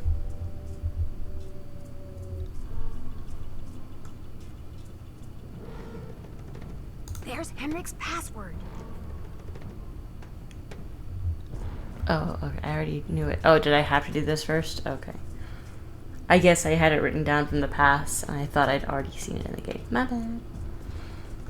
For those of you who might be joining in this video, I was just using my old notes because there's so many notes for this game. So yeah. So I curse upon you who beholds this terror. The evil deeds of the Whisperer of Silent Secrets remain undead. Within this prison of blink of rock, what? Broken only when the four corners of the world are bound together, when the first king ascends the throne again, when the last Capon fool has labored till the end of time. Stone. This has something to do with the plot at the museum, Nancy. I'm sure of it. Who is this Whisperer of Silent Secrets? The Whisperer came from a distinguished line of royal scribes. I can't seem to remember her name, but I do recall that she wrote an account of Maya history that greatly angered Pakal because of the way it depicted his ascent to the throne. The woman in the other notes. How How did Pakal wish to be depicted? From the age of 12, when he came to the throne, Pakal claimed to be divinely appointed the first true, authentic king of the Maya. Then, the Whisperer came along and wrote that Pakal was only king because his mother pulled some strings. It was quite a blow to Pakal's image. I'm sorry, are you telling me that Pakal was a Nepo baby?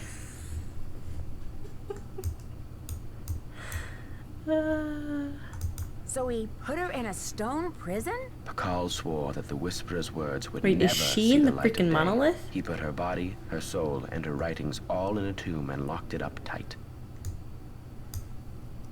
Wait, Henrik, a prison of stone? We're not talking about the monolith, are we? That's the idea. Do you think the monolith can be opened? Good question. I'm certain that there's a dirty rat trying to get into that tomb. This is where my memory fizzles out. If I could only figure out why I took the Pakal. Do you think there is anyone I can trust? Please don't breathe a word of this. There's too much at stake. Henrik, I received a note from your friends in Copan. I've got the Copan Fool Key. I still need the Pakal, though. How's your memory? The tomb. Nancy, I hid the Pakal carving in the replica of the Pakal tomb at the bottom of the temple exhibit. Huh. Now, how did I think of that? And another thing, you'll need to get past that computer quiz. Sonny set it up with an impossible question. No one knows what Pakal was afraid of, but Sonny was petrified of the Coatamundi. It's an ornery bandit with a narrow snout and a long ringed tail, much like a raccoon or a polecat. So Coatamundi. One of the pieces that was stolen from the Chaco Canyon Cultural Center was a jade carving with an unusual glyph on it. Do you remember translating it? I can't remember.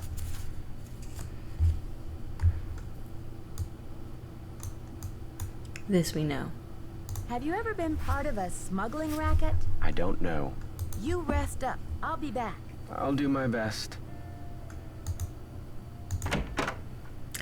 Okay, do we want to get on his thing or do we want to do the, let's just in case. Just in case. Let's go look at his thing first, since we officially have the password.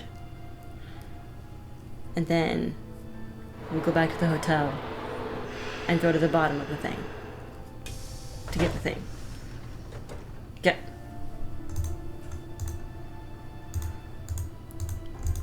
We can do this quickly, right? What did I say? Okay, translation. A curse upon you who beholds this terror. The evil deeds of the Whisperer of Silence. Secrets remain in debt. Within this prison of stone, broken only when the four corners is. It's the same thing. Okay, notes. Oh my goodness. Bool. Ritualistic ball game originated about 3000 BC. Did the Maya think of Bool as a metaphor for warfare? They might have. I think it's the Navajo. I might be off on my Native American group. I think it's a Navajo that they would play essentially, what is the name of that sport? The sport with the thing in the ball and the throwing. They basically play that in lieu of like war. To try and avoid war, essentially. So I wonder maybe Bool's similar to that. A Tanza Hob, matchmaker hired by boy groom's parents to assess suitability of prospective marriage. Bride and groom are often married without ever having spoken a word to each other. Check to see if there's an exhibit for this in the temple quiz. Greenstone, jade, jadeite, serpentine, all different shades of green. Maya considered jade to be divine, far more important than gold.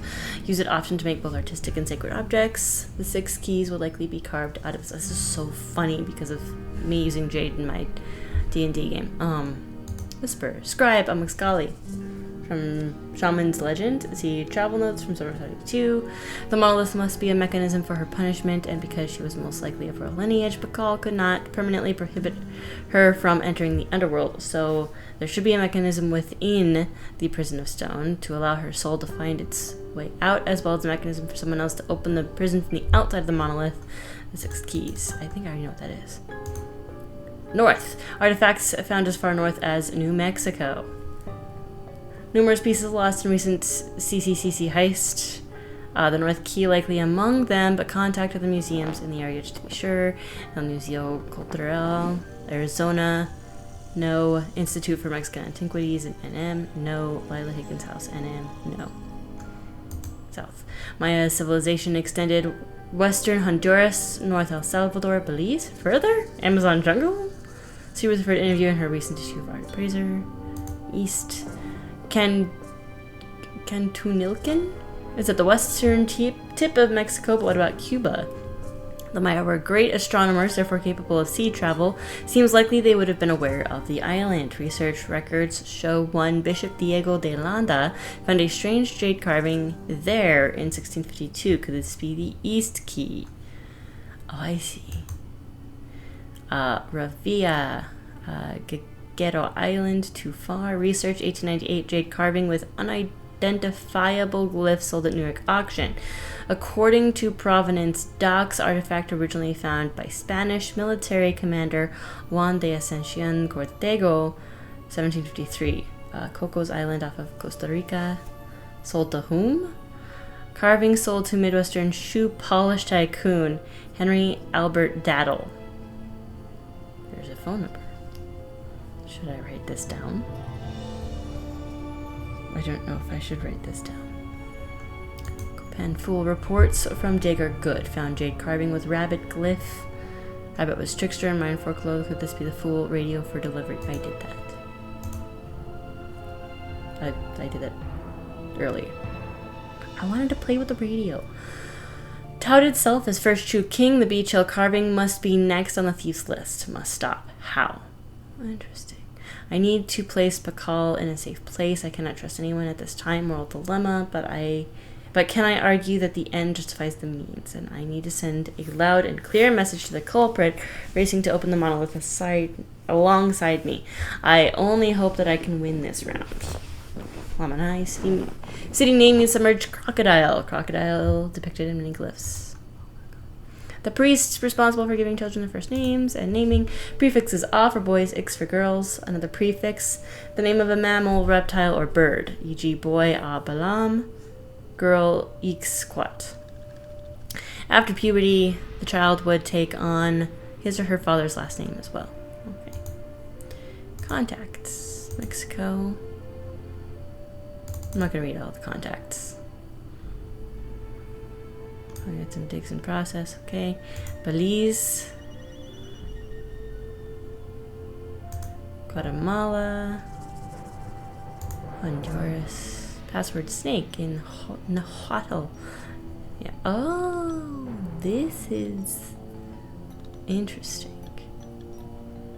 And El Salvador. Speak German only.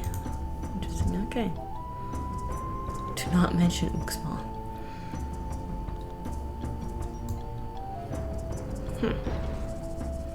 Competitive backstabber, no help. These are just fun notes. There's Eddie and Elder, MABA, respectively, from Florida International U. Okay.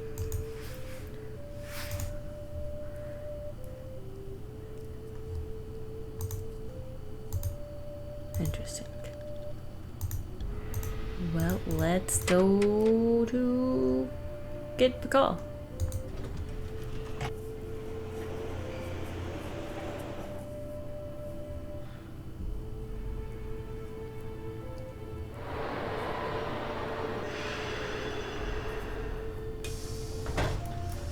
And I probably need to like call people to get the other pieces, but at the very least we can finally do this.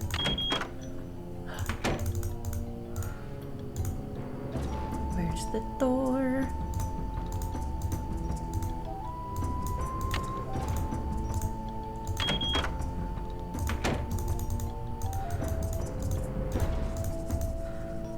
Oh, we did that.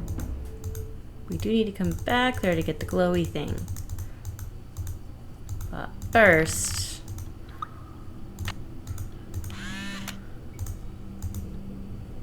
quiz. This was Coatamundi.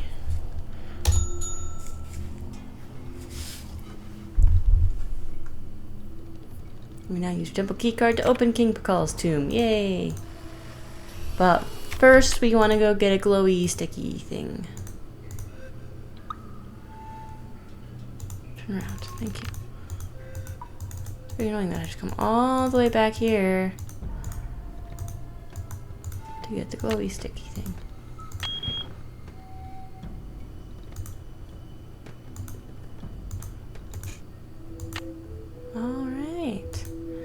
This caused Jade Mask. Pakal was buried wearing a Jade Death Mask so that the gods of the underworld would recognize him as a king and accord him the same status and respect as he enjoyed on Earth.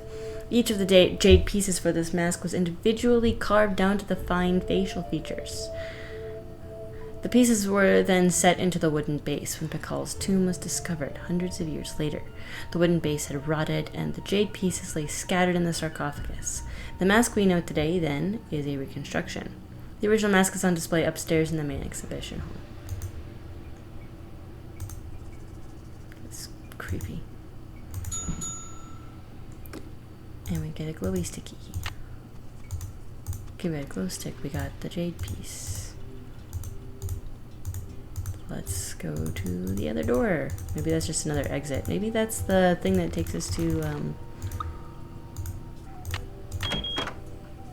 It's too dark in here. I need a light. Ta-da!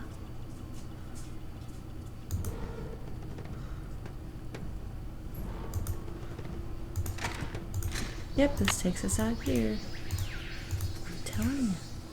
Something's missing here. I'm telling you, it's the calendar thing.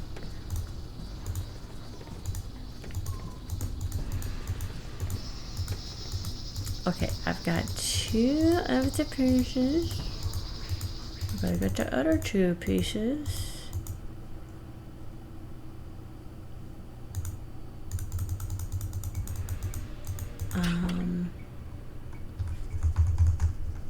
What's the time? We'll try to go talk to him again, and then I might go make phone calls at the thing, the hotel.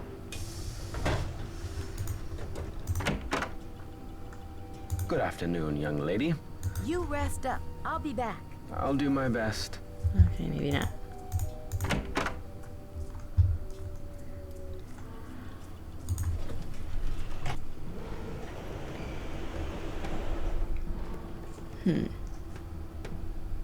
I don't want this to be a 4-video thing. I'm already getting close to 2 hours on the clock for this. I also feel like I'm really close because I've got 2 of these.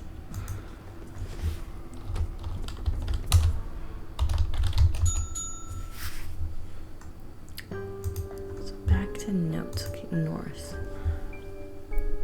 North key likely among them.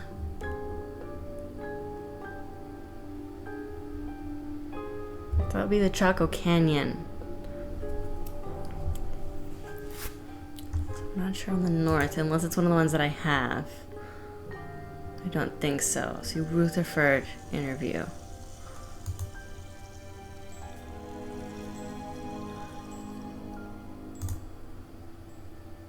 West. So we'll call this person. That's who it is. I don't have space on my notes. There's too many notes. It's 605555319 I'm just gonna put daddle above it. Confuse me in the future if I ever play this again.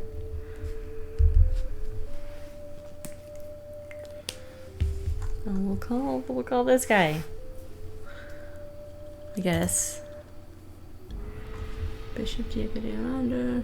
I've got 2 of the keys.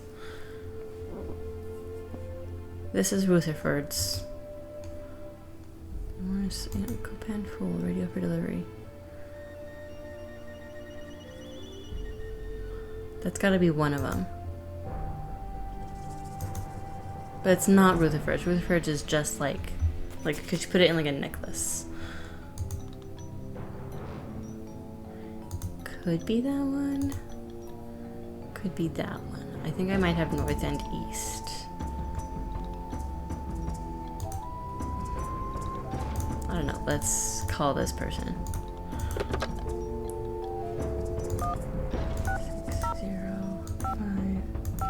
605553195.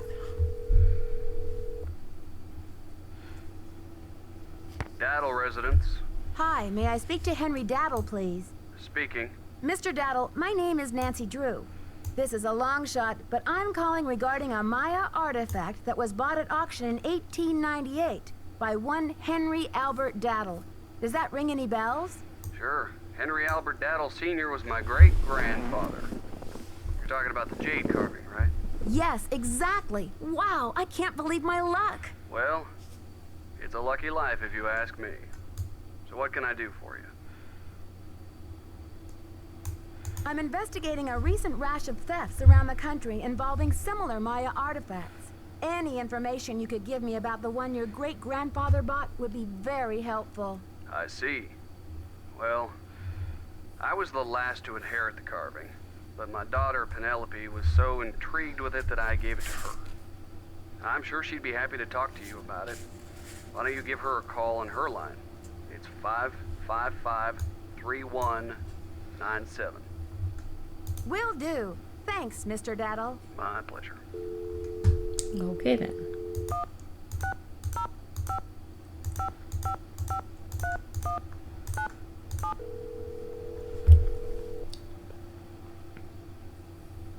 Hello? Hi, is this Penelope? Not even. Oh, is this 605-555-3197? Yeah, but no one calls me Penelope anymore. Except my parents, that is. To my friends, the art world, and anyone else who made it out of the 20th century, I'm Poppy. The art world? Wait, you're not Poppy Dada, are you? Ta-da! Ping ping! You win! Who's this? My name's Nancy Drew. I'm a detective. A detective? No way! So do you get to wear a sassy tweed hat and pick hairs off dead bodies and gross, creepy stuff like that? I don't run into too many dead bodies, luckily. But there's plenty of other creepy stuff. So, where'd you get my name? Don't tell me I'm like wanted by the FBI or something. That would be too scandalous. No. You see, it's all a big coincidence. Your dad's name came up in connection with a case I'm working on. Go Dad! Don't tell me he's wanted by the FBI. I'll be so jealous. Actually, I called hoping your dad could help me solve this case. That's hot. What's a case? Are there dead bodies involved? Do you need to, like, tap my phone or impersonate me or something? Someone is stealing Maya antiquities, jade carvings to be exact, and leaving this scary red handprint at the scene of every crime. Ghastly. So, what's with the red hand? It seems like some kind of threat, but to whom? And what is this thief really after? It's more than money, I'm sure of it. Drama. So, where do the daddles come in? I'm trying to track down certain Maya jade carvings that haven't fallen into the thief's hands yet. I think one of them might be in your family. You mean that ancient green rock with the weird symbol on it? I slapped some shoe polish on it and stuck it in one of my paintings. You're kidding. That's a one-of-a-kind Maya artifact, a piece of history. It's hundreds of years old. It's worth a lot of money. That's the whole point. Have you heard the saying that a work of art is never finished, just abandoned?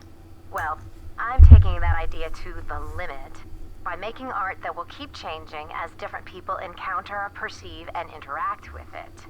I'm tired of artwork that says, "Don't touch." I'm all about letting go, about sending my work into the world and seeing how it continues to become. Don't you see? It's an organic process. I mean, how can people really relate to art if it doesn't come to life and grow and die, just like they do? That carving is part of something bigger now. It's Sinclair's art. I just know Seems it. awfully reckless to me, not to mention the wrench it throws into my investigation. Oh, Nancy, don't be such a prude. Taylor's probably still got that artwork. At least, I don't think he sold it yet. Why don't you ask him? Tell him you want to see the piece called Deadly Midnight Snack. It's the one with the rubber shark. Deadly Midnight Snack. I think I know the one you mean. But I'd rather not bring Taylor into this, if it's okay with you. I'm just not sure whether I trust him. Fine with me. I know the big bunster, Mr. Bunnytron. Well, he rubs some people the wrong way. Has Taylor been pushing those Oaxacan cookies on you? You haven't eaten one, have you? Bunny?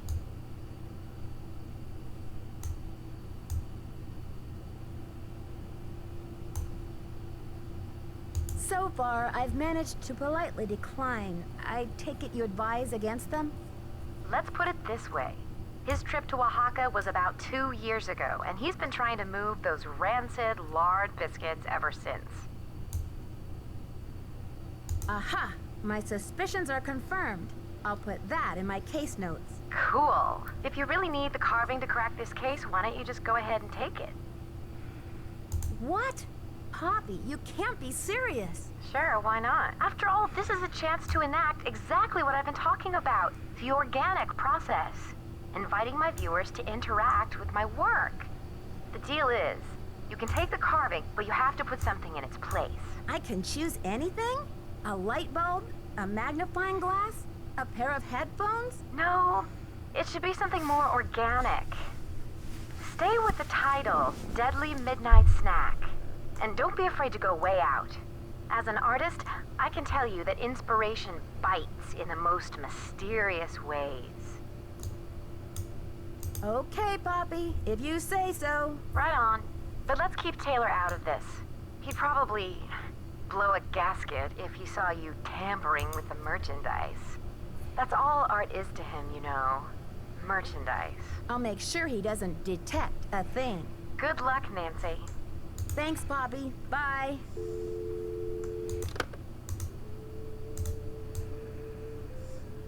I'm gonna have a burnt out light bulb, but she said something natural.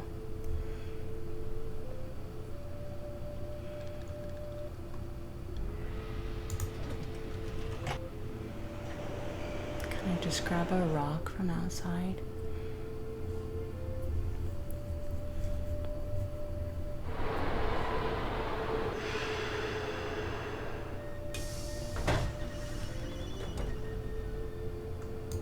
Oh, what about one of his horrible cookies? News? Mind if I help myself to one of those scrumptious-looking Oaxacan cookies? Be my guest.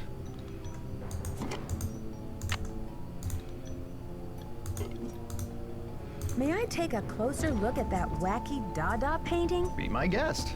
I just had a call from Poppy this morning. She says she's in a really creative period right now. I said, please, sweetie, if you get any more creative, they're going to lock you up. Pardon me a moment, Nancy. I'll be right back. I hope. That works, because I found the to thing. replace it with something organic. Get that horrible cookie. Oh, can I search his desk? No, I don't want the cookie. I want to search his desk. I can't search his office? Fine. Well, we've got 3 of them. Where's the 4th one? If I get the 4th one, then I can call this video. Because I think that'll take us to the end.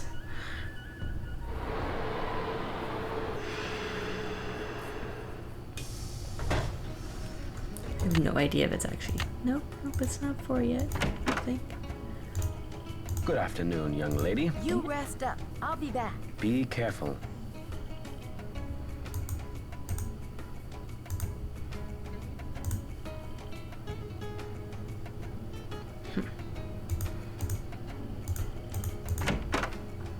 How do I get the 4th one?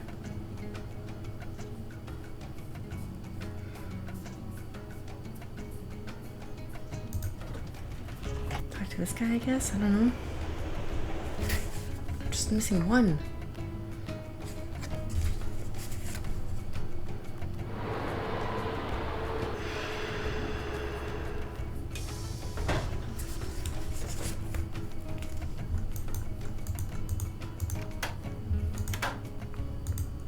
Hello. I should get back to the museum. Adios, Nancy.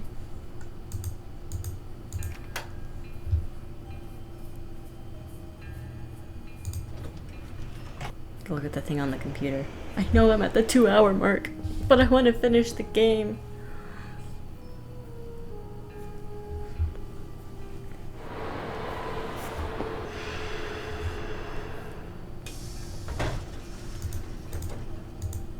I just feel like I'm so close.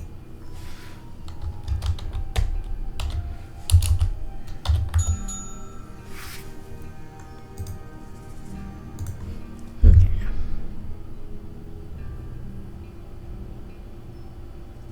I think I have this one.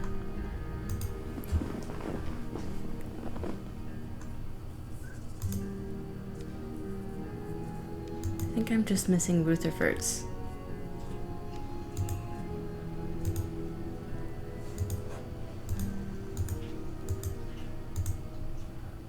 Yeah, I'm just missing Rutherford's.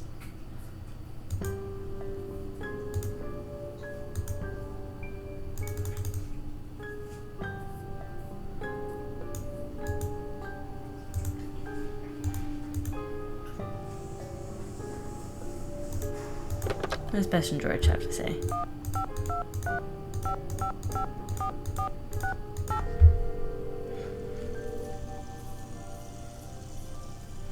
Hello? It's me again. Nancy Drew, you will never guess who the cat just dragged in. Who? Frank and Joe Hardy. You're kidding. I haven't talked to those two in months. Let me tell you, they're as cute as ever. George and I were just telling them about your latest case, and judging by the way they're hovering around me at the moment, I think they want to say hello. Sure, put them on. Hi, Nancy, it's Frank. Frank Hardy, what in the world are you doing in River Heights? Well, Joe and I just finished up a case out west, and we're taking a few days to drive back to Bayport. So we stopped in River Heights to say hello to our favorite girls. Well, that's awfully sweet of you. We should have known you'd be out there chasing trouble. Joe, is that you? The one and only. How's it going, Nancy? Oh, just knee-deep in another case. You know the feeling. Do we ever? There's one around every corner, isn't there? You can say that again. There's one around every corner, isn't there? All right, Joe. Cheeky as ever, I see. It's the secret of my irresistible charm. Oh, brother. Listen, Nancy, we're taking off again tomorrow. But if you want to talk shop about this case, why don't you give us a call on the car phone? The number is 973-555-3393. Sounds great. I'll do that. Go get him, Nancy. Good luck. I wanted to talk to... I needed a clue.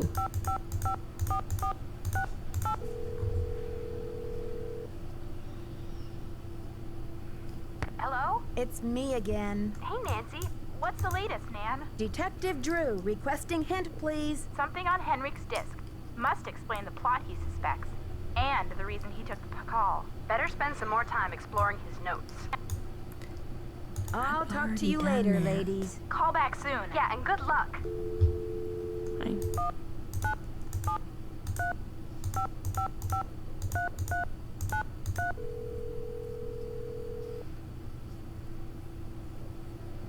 Frank and Joe Hardy, taking the mist out of mystery. Joe here. That's pretty cute, Joe. Can you come up with a slogan for me, too? Hey, Nancy. Hold on while I put you on speakerphone. You still there? Yep. Hi, Nancy. You got access to both of our brilliant minds now.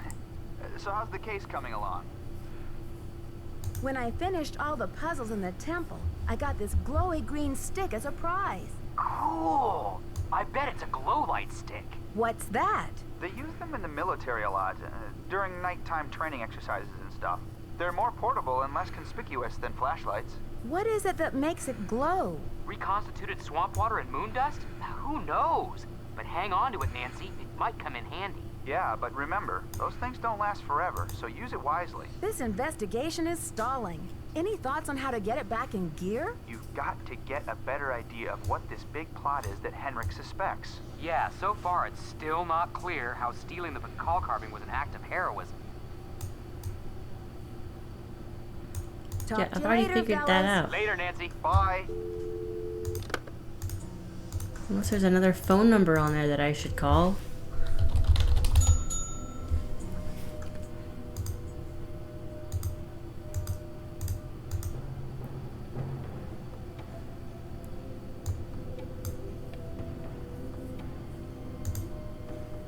Oh, yep, got that. Yeah. Let's see. I mean, I guess I could try and call Draco Canyon again. Last time I did that, though, it didn't work.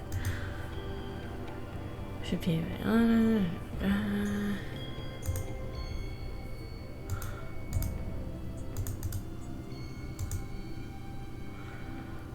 already got the Pakal. Yeah. Called the only phone number in here.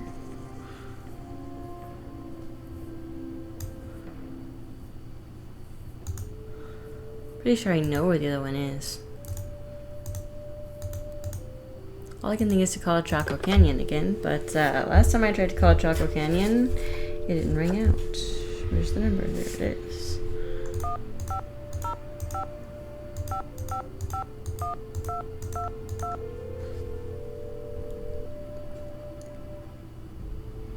Chaco Canyon Cultural Center. Hi, this is Nancy Drew calling. Hi, Nancy. It's Sheila. What can I do for you? I've just got to get my hands on a replica of that jade carving you lost. Do you have any ideas? Not off the top of my head, but maybe one of my staff will have a bright idea. I need some time to ask around. Can you call back later? Sure thing. Feel free to call if you have any more questions. Okay. We do not know how to get a hold of Prudence Rutherford.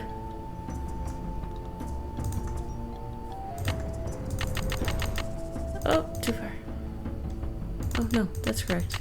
I want to go to 10 a.m.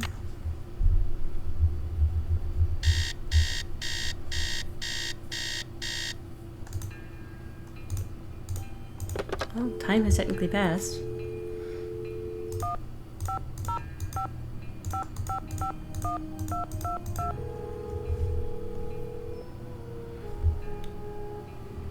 Chaco Canyon Cultural Center. Hi, this is Nancy Drew calling. Hi, Nancy. It's Sheila. Well, we racked our brains. Finally, one of my staff came up with the original box that the carving was packed in. The piece was encased in a tight foam cast to prevent damage during shipping. I'm not sure how much good it'll do you, but I can send it to you if you like. At this point, I'm ready to try anything. Henrik left Beach Hill as his forwarding address, so I know what to do. I'll send it express. Thanks a million, Sheila. Good luck with your investigation. Alright, cool. Let's visit Henrik before we go to the museum.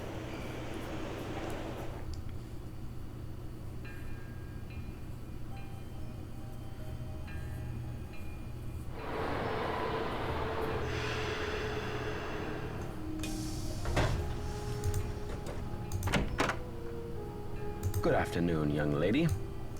According to your notes, Pakal made a 6-part key to the Whisperer's tomb and scattered the pieces around the world. Do you remember anything about this? 6 keys?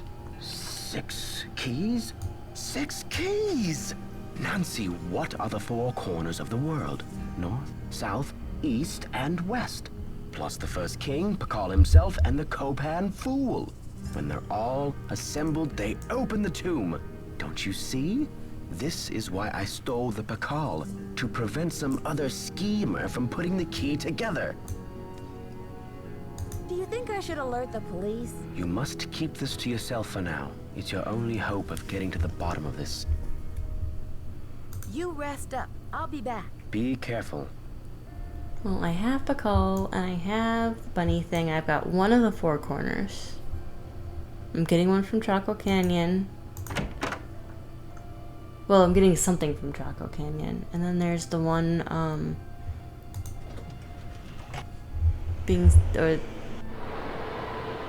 wait.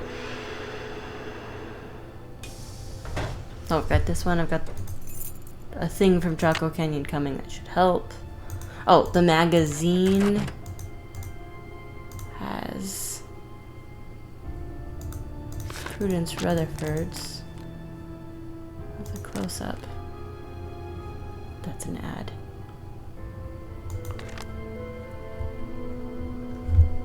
Take a photo of this just in case.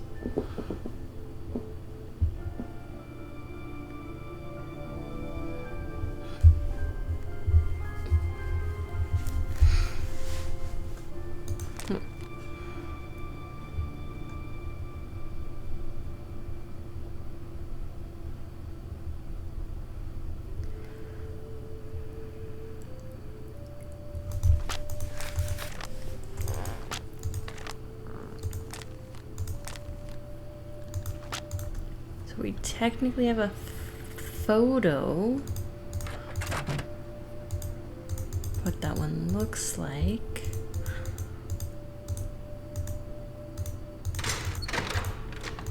I have a feeling I know what the other one is, and I'm pretty sure it's that case up there. Yeah, it's not here yet. But I gotta get the number for that.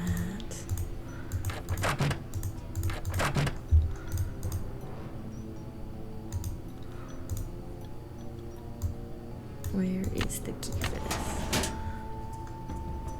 Anything else on the top that I just might have missed? No.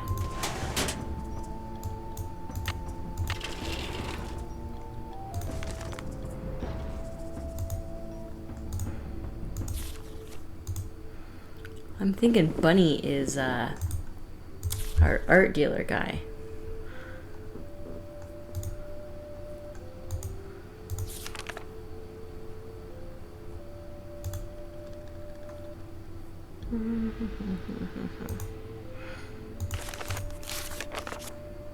Yes, it's just this stuff.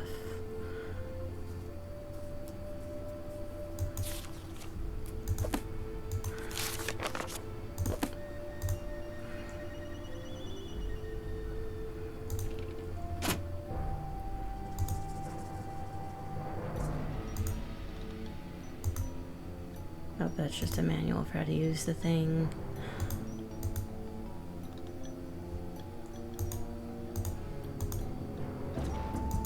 No new notes for anything.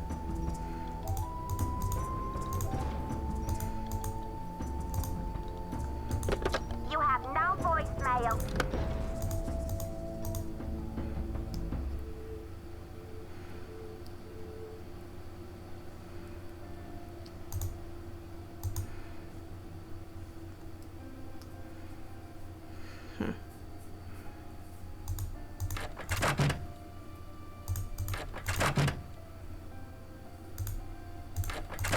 There's gotta be a way in that box.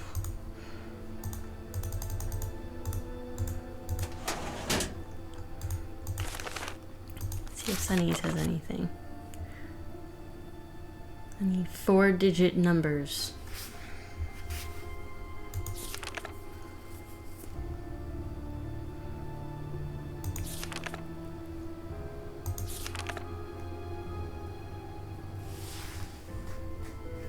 Nope.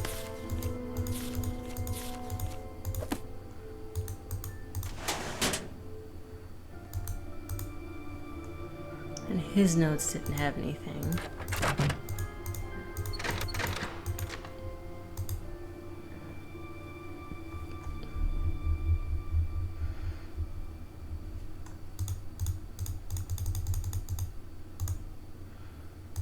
Jeez, I'm just not sure what else to do. Other than wait for the thing.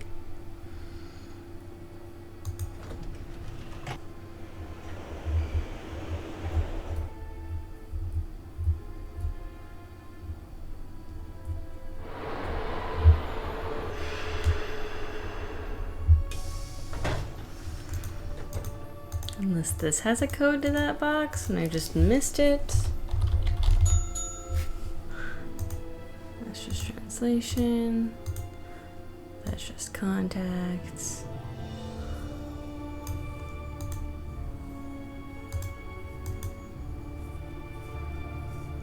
Nope, that's the...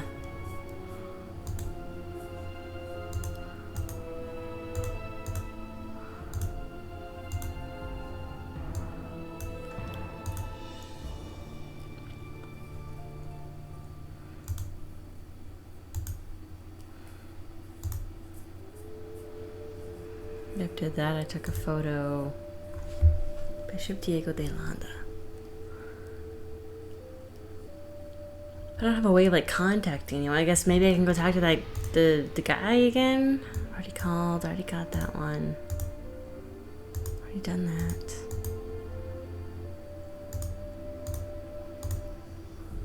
That's all I can think.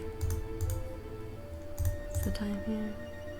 It's 11:30 a.m. Jeez. Let's go talk to this guy maybe about the Diego de Landa.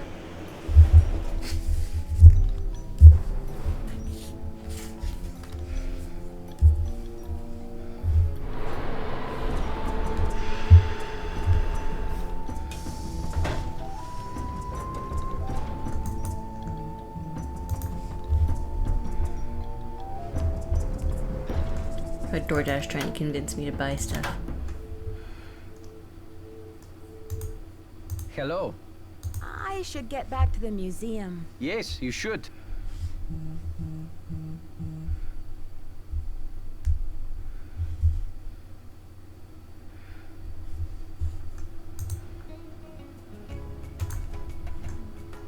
Already look at that stuff.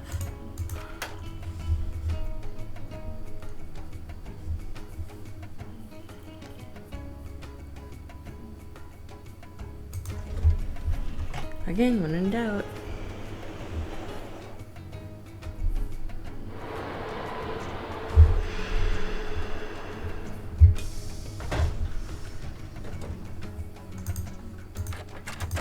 Any news? I'd better get going. Thanks for stopping by.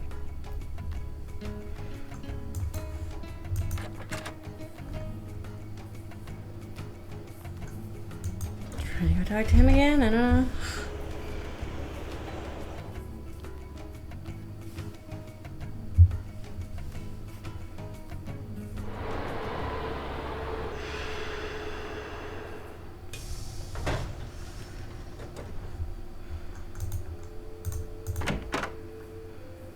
Good afternoon, young lady. You rest up. I'll be back. I'll do my best.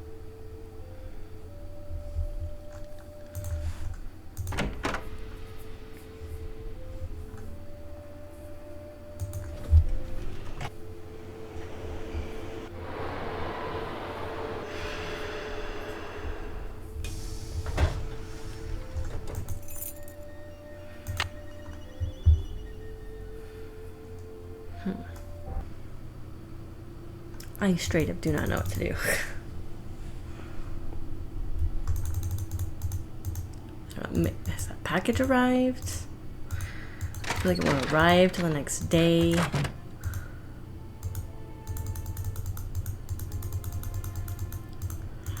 Diego de Landa. I wonder if that's one of the keys. Yeah, but that's not helpful. Like, I need the code. I don't know. Call people, I guess. You have no voicemail.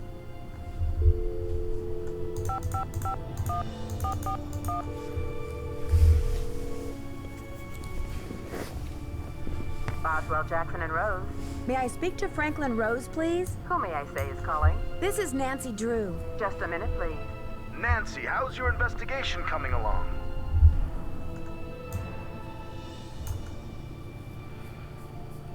I'm making good progress, and the Pakal carving is safe and sound. But I'm afraid I can't tell you everything yet. What in the world are you talking about? I'm sorry, but I can't explain everything now. I'll take good care of the carving, I promise.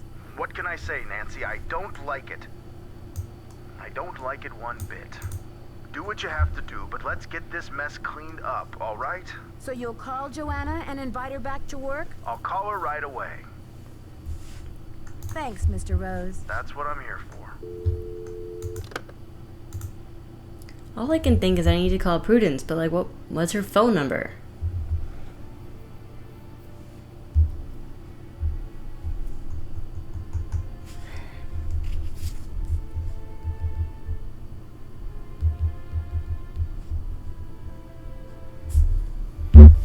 Okay, I'm gonna be honest, I just looked it up, and apparently Franklin Rose gave us her number at the beginning of the game, and I just didn't catch it and didn't write it down.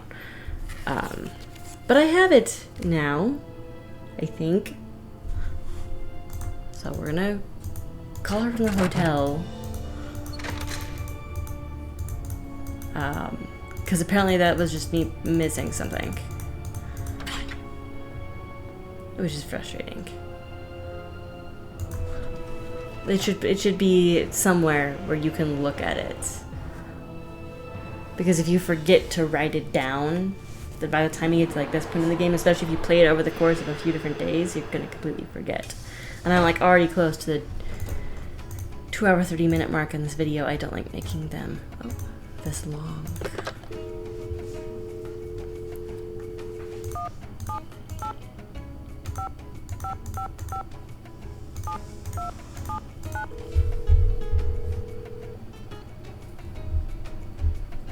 You have reached the villa of Prudence Rutherford.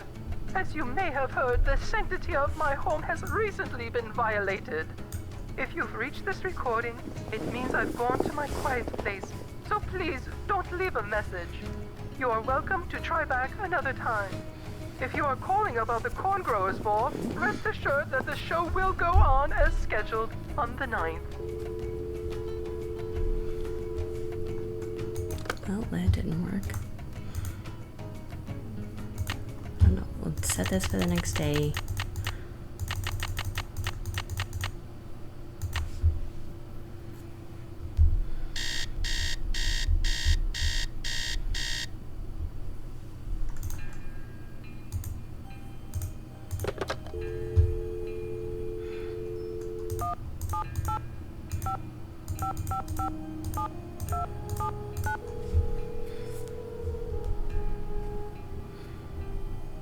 You have reached the villa of Prudence Rutherford. As you may have heard, the sanctity of my home has recently been violated. If you've reached this recording, it means I've gone to my quiet place. So please, don't leave a message.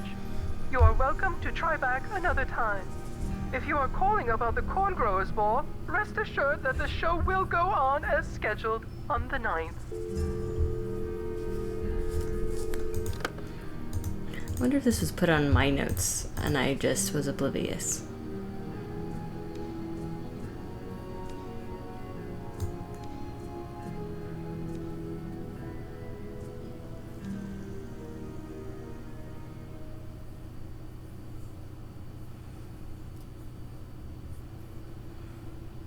Nope.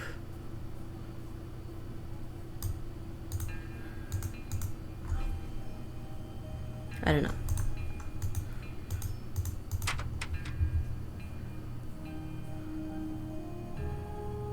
Let's go to the hospital, see if we can talk to Henrik, and if not, then regardless, we'll go to,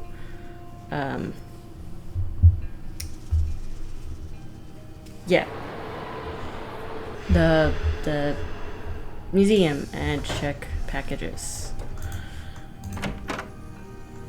Good afternoon, young lady. You rest up. I'll be Nothing back. from him. Be careful.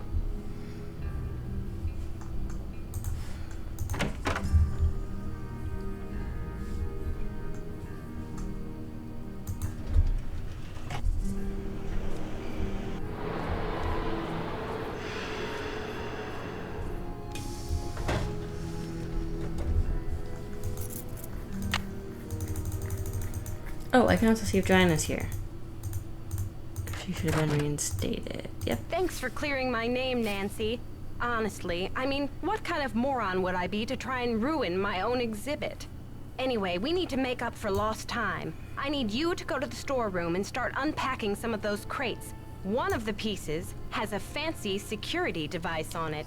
The code is 0677. It's not fancy. It's just a coded security. Okay. Sure thing, Joanna. I'll see you later. Semper ubi saboobi. Okay, well, at least we're getting somewhere now. Apparently I should have called Franklin Rose a while ago. Jeez, okay, well, come in here for a couple things. First, I'll package. No, we don't. Dang it. She said 0677.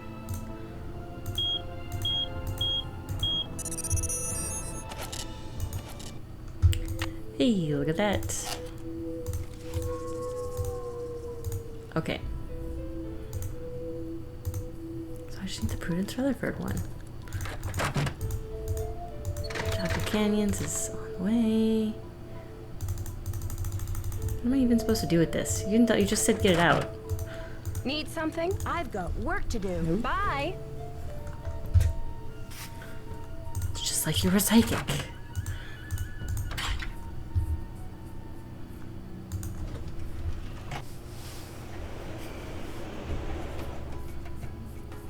I really need to get lunch.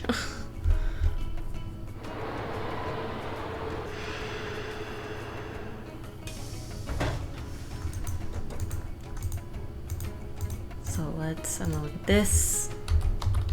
Which ones I've got. Now I've got the two like base pieces, I guess you could say.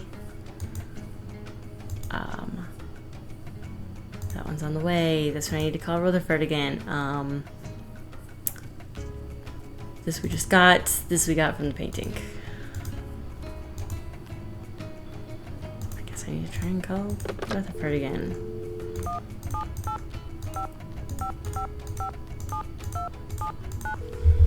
I do not remember getting her number. I feel like I would have written this down. You have reached the villa of Prudence Rutherford. As you may have heard, the sanctity of my home has recently been violated. Woman. If you've reached this recording, it means I've gone to my quiet place. So please, don't leave a message. You are welcome to try back another time. If you are calling about the Corn Growers Ball, rest assured that the show will go on as scheduled on the 9th.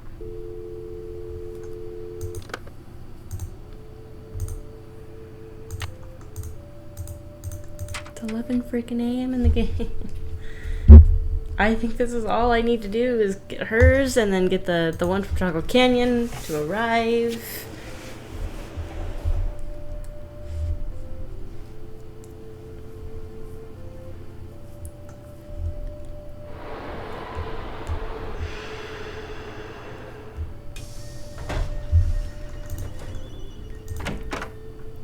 Good afternoon, young lady. You rest up. I'll be back. Be careful. Something to go off of.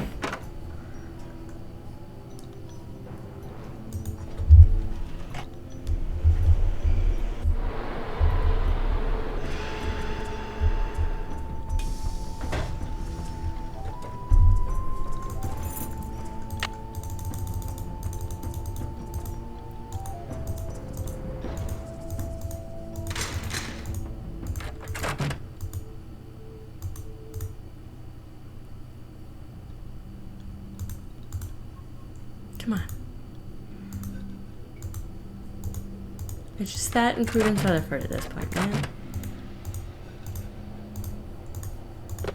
You have no voicemail. I'll call Franklin Rose again.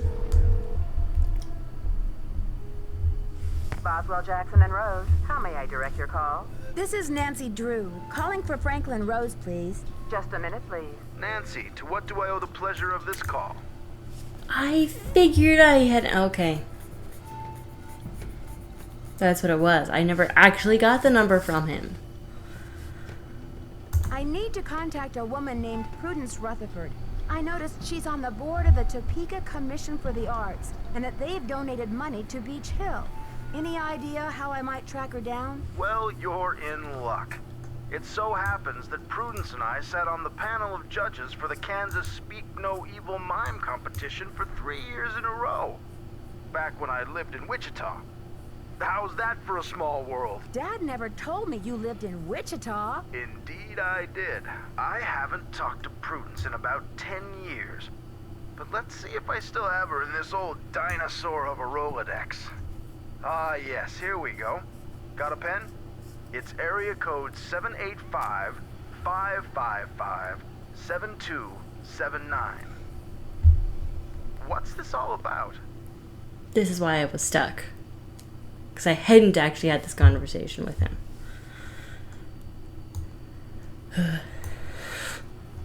I think Ms. Rutherford had a run-in with a red-handed thief, much like the one who took the Pakal carving.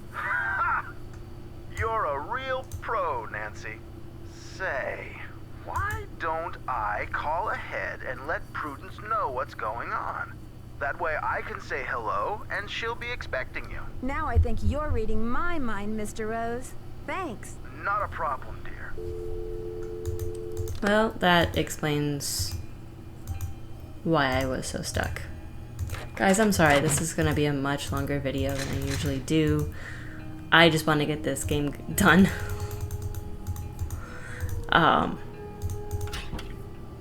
I also really want lunch, so I'm gonna try and fly through this last part. Either that or this is gonna end up being chunked up into 2 different videos, which is quite possible with the length of time I'm at right now.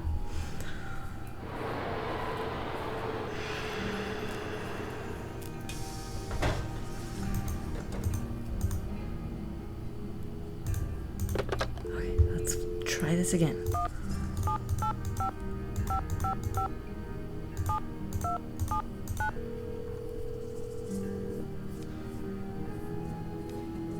Yes, hello? Hi, this is Nancy Drew, calling from Washington, D.C. I'm trying to reach Prudence Rutherford, please. Oh, yes. Franklin told me you'd be calling. Such dreadful news about Beach Hill. I will do everything in my power to help you catch those rapscallions. To think how they violated the sanctity of my domicile. Good heavens. I'm sorry to hear about your loss. What can you tell me about the necklace? I can't even think about it. Oh, just the very thought of my precious necklace gone, stranded, orphaned, and in the hands of some dirty stranger makes my blood boil. Oof, she's fun. Where did you purchase the necklace? Good heavens, one does not purchase such a piece. I inherited it from my mother-in-law. But you see, the necklace means much more to me than just a handful of priceless rubies. Did the necklace have a lot of sentimental value? Yes, I'm afraid it did. I had the necklace restrung to include an exquisite jade carving as the centerpiece, a genuine artifact of the ancient Maya. The carving is not only one of a kind, but a Rutherford family heirloom given to me by my great-grandfather when I was just a little girl. What does the jade piece look like? It features a rare glyph. No one's been able to give me a precise translation, but most epigraphers have agreed that it has something to do with a snake, the color green, and the direction south. It's terribly fascinating. Do you think the thief or thieves had any idea of what they were stealing? Oh, they must have known. The rest of my valuables were left untouched.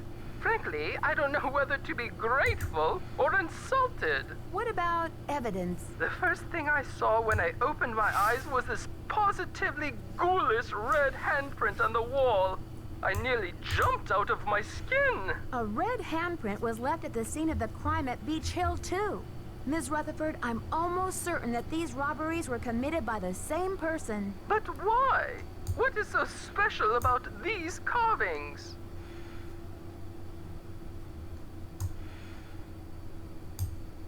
Miss Rutherford, it would be so helpful if I knew exactly what your carving looked like. Could you send me a picture that shows it in detail? I can do better than a photo. The insurance company made this dreadful replica of the necklace with the idea that I would wear such a thing to public functions. Please. But I could send that to you if you'd like. Perfect. Let me give you the address. My secretary will have the address of the museum. Now, if that is all you will require, young lady, I will need to attend to other pressing matters. Thanks a million, Miss Rutherford. I won't let you down. Call me Prudence. Oh, and Nancy, when you find the villains who did this to me, do me a favor and give them a sound thrashing. You're coming through loud and clear. Bye. Oh, she's fun. Okay. So I've got two things coming to the museum.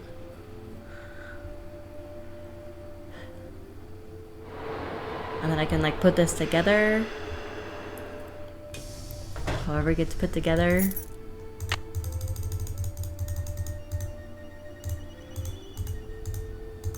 Let's see if the one from Chocolate Canyon's here yet. I think so. Oh no, this is Prudence Rutherford. Wow, that arrived quickly.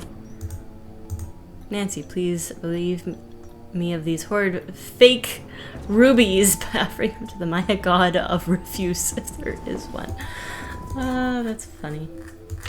I just want that. Okay. I just need the thing from Choco Canyon now.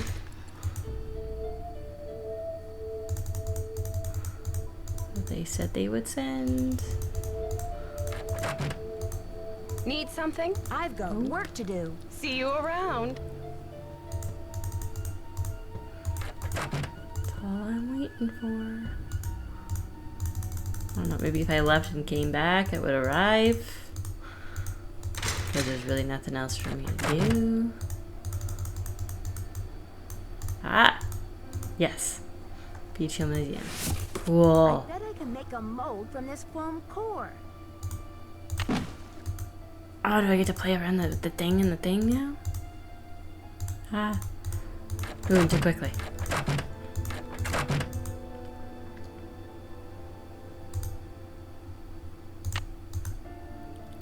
Haha.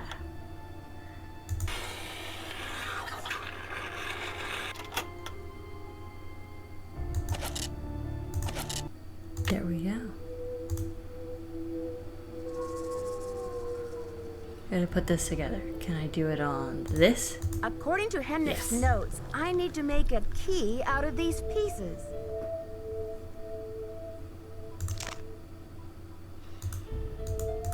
No. No.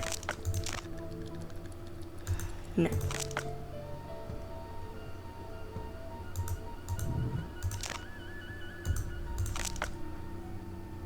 That's got to be this one.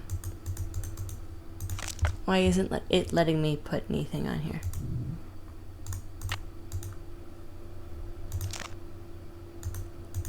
I'm pretty sure that goes there. This one goes there. It's not. This one goes here for sure. Seriously.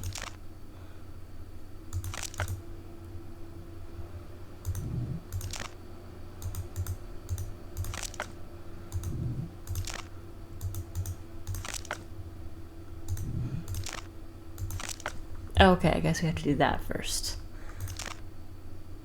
Nope, not that one. It's this one.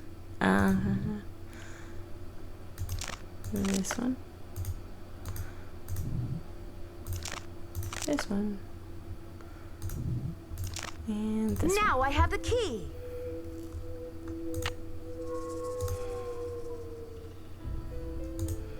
But a key to what? Because it's not a key to the thing.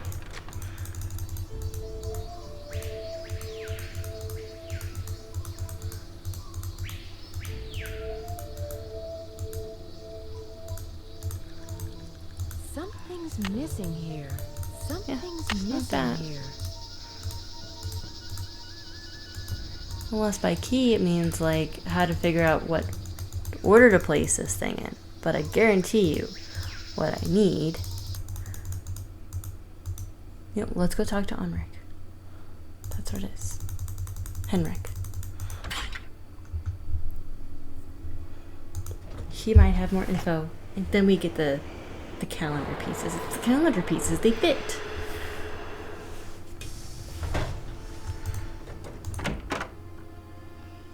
Oh, come on, man.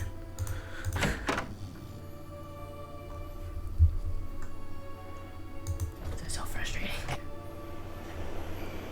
I want to finish the game and get food. I know I'm close to the end. Can I just do this? Oh, Wow, I can. these are heavy. I'm not sure I can hold on to these stones for very much longer. I've got to put these things down. Don't worry, we're headed straight there.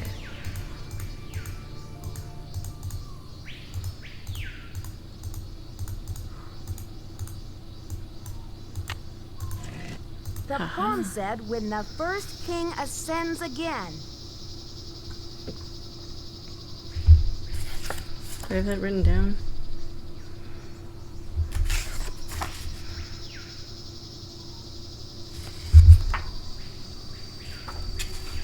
I feel like we saw that, right?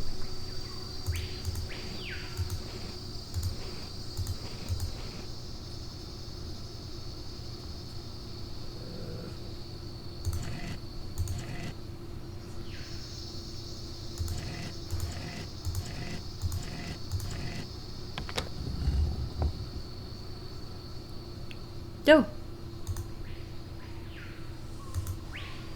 Just like a tiger or something.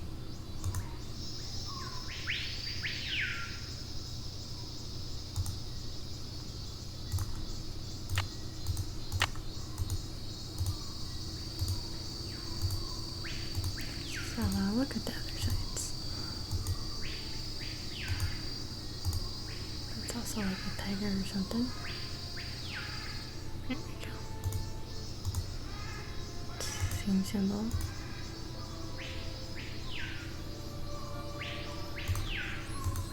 This is... I'll have to choose which side of the cube goes here.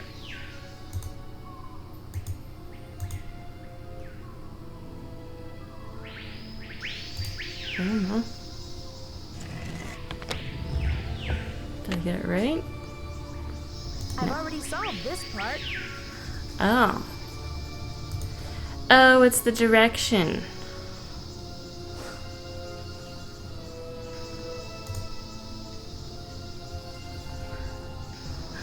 What I did.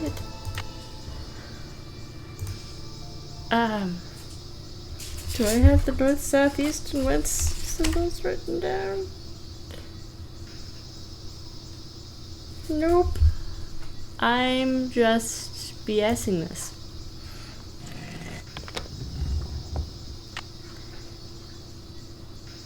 Okay.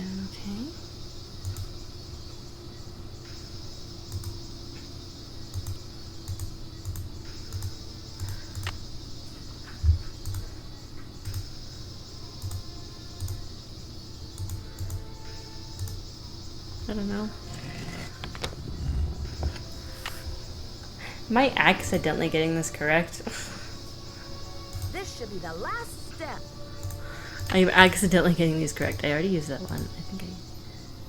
I think this is the only one left. I wonder what's inside. It's blank. Who's your friend, Nancy? Boo. Taylor Sinclair. Who'd you expect, the Tooth Fairy? Looks funny. like someone forgot her beauty cream. I guess we can't all age gracefully. I'm sure she would say the same about you. You've been a top-notch assistant, Nancy, but I'm afraid you're just not going to make it in the art world. Why are you doing this? Nancy, do you have any idea what that book contains?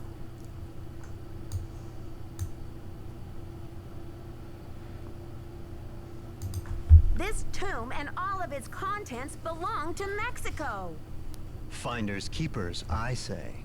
Nobody even realizes this thing has any contents. Won't they get a surprise when they finally open it up and find that it contains a 7th century scribe and a 21st century detective? Adios, Nancy.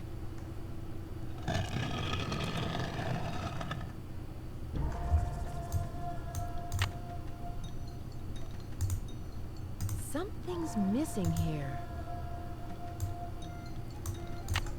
Something's missing. I'm starting to run out of air in here.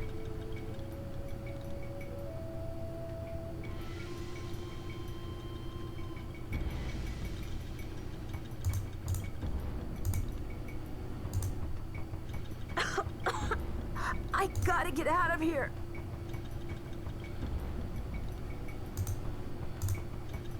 Yeah. I'm suffocating in here. Let me out.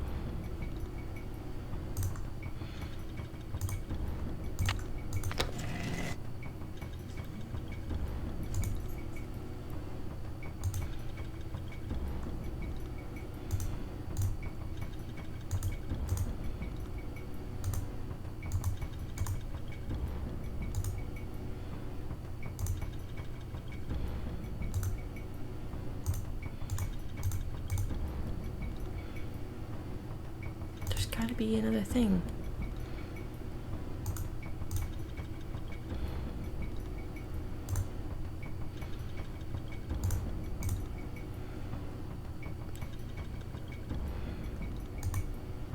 Oh. I can't breathe. Aha. It's too dark in here. I need a light.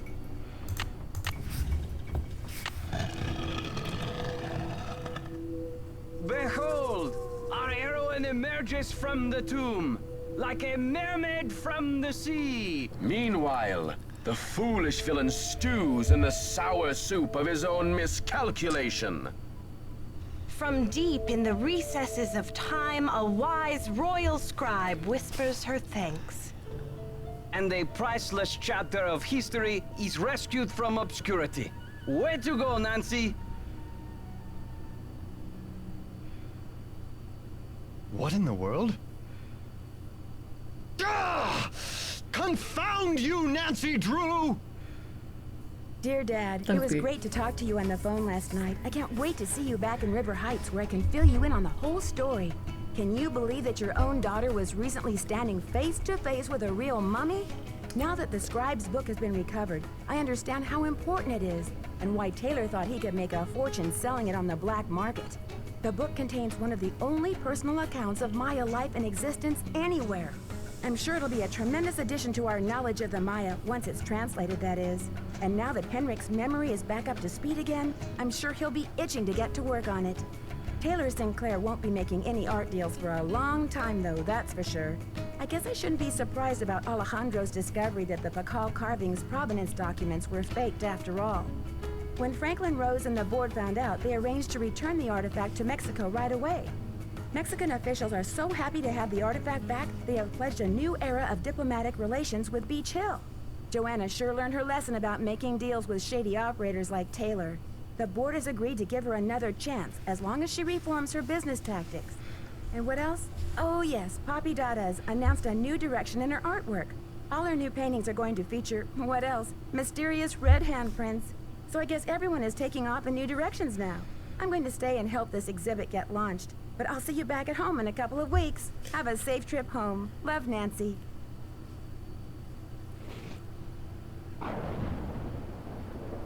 Dear Nancy, Bess and George told me you're on a case in D.C. I hope everything is working out for you.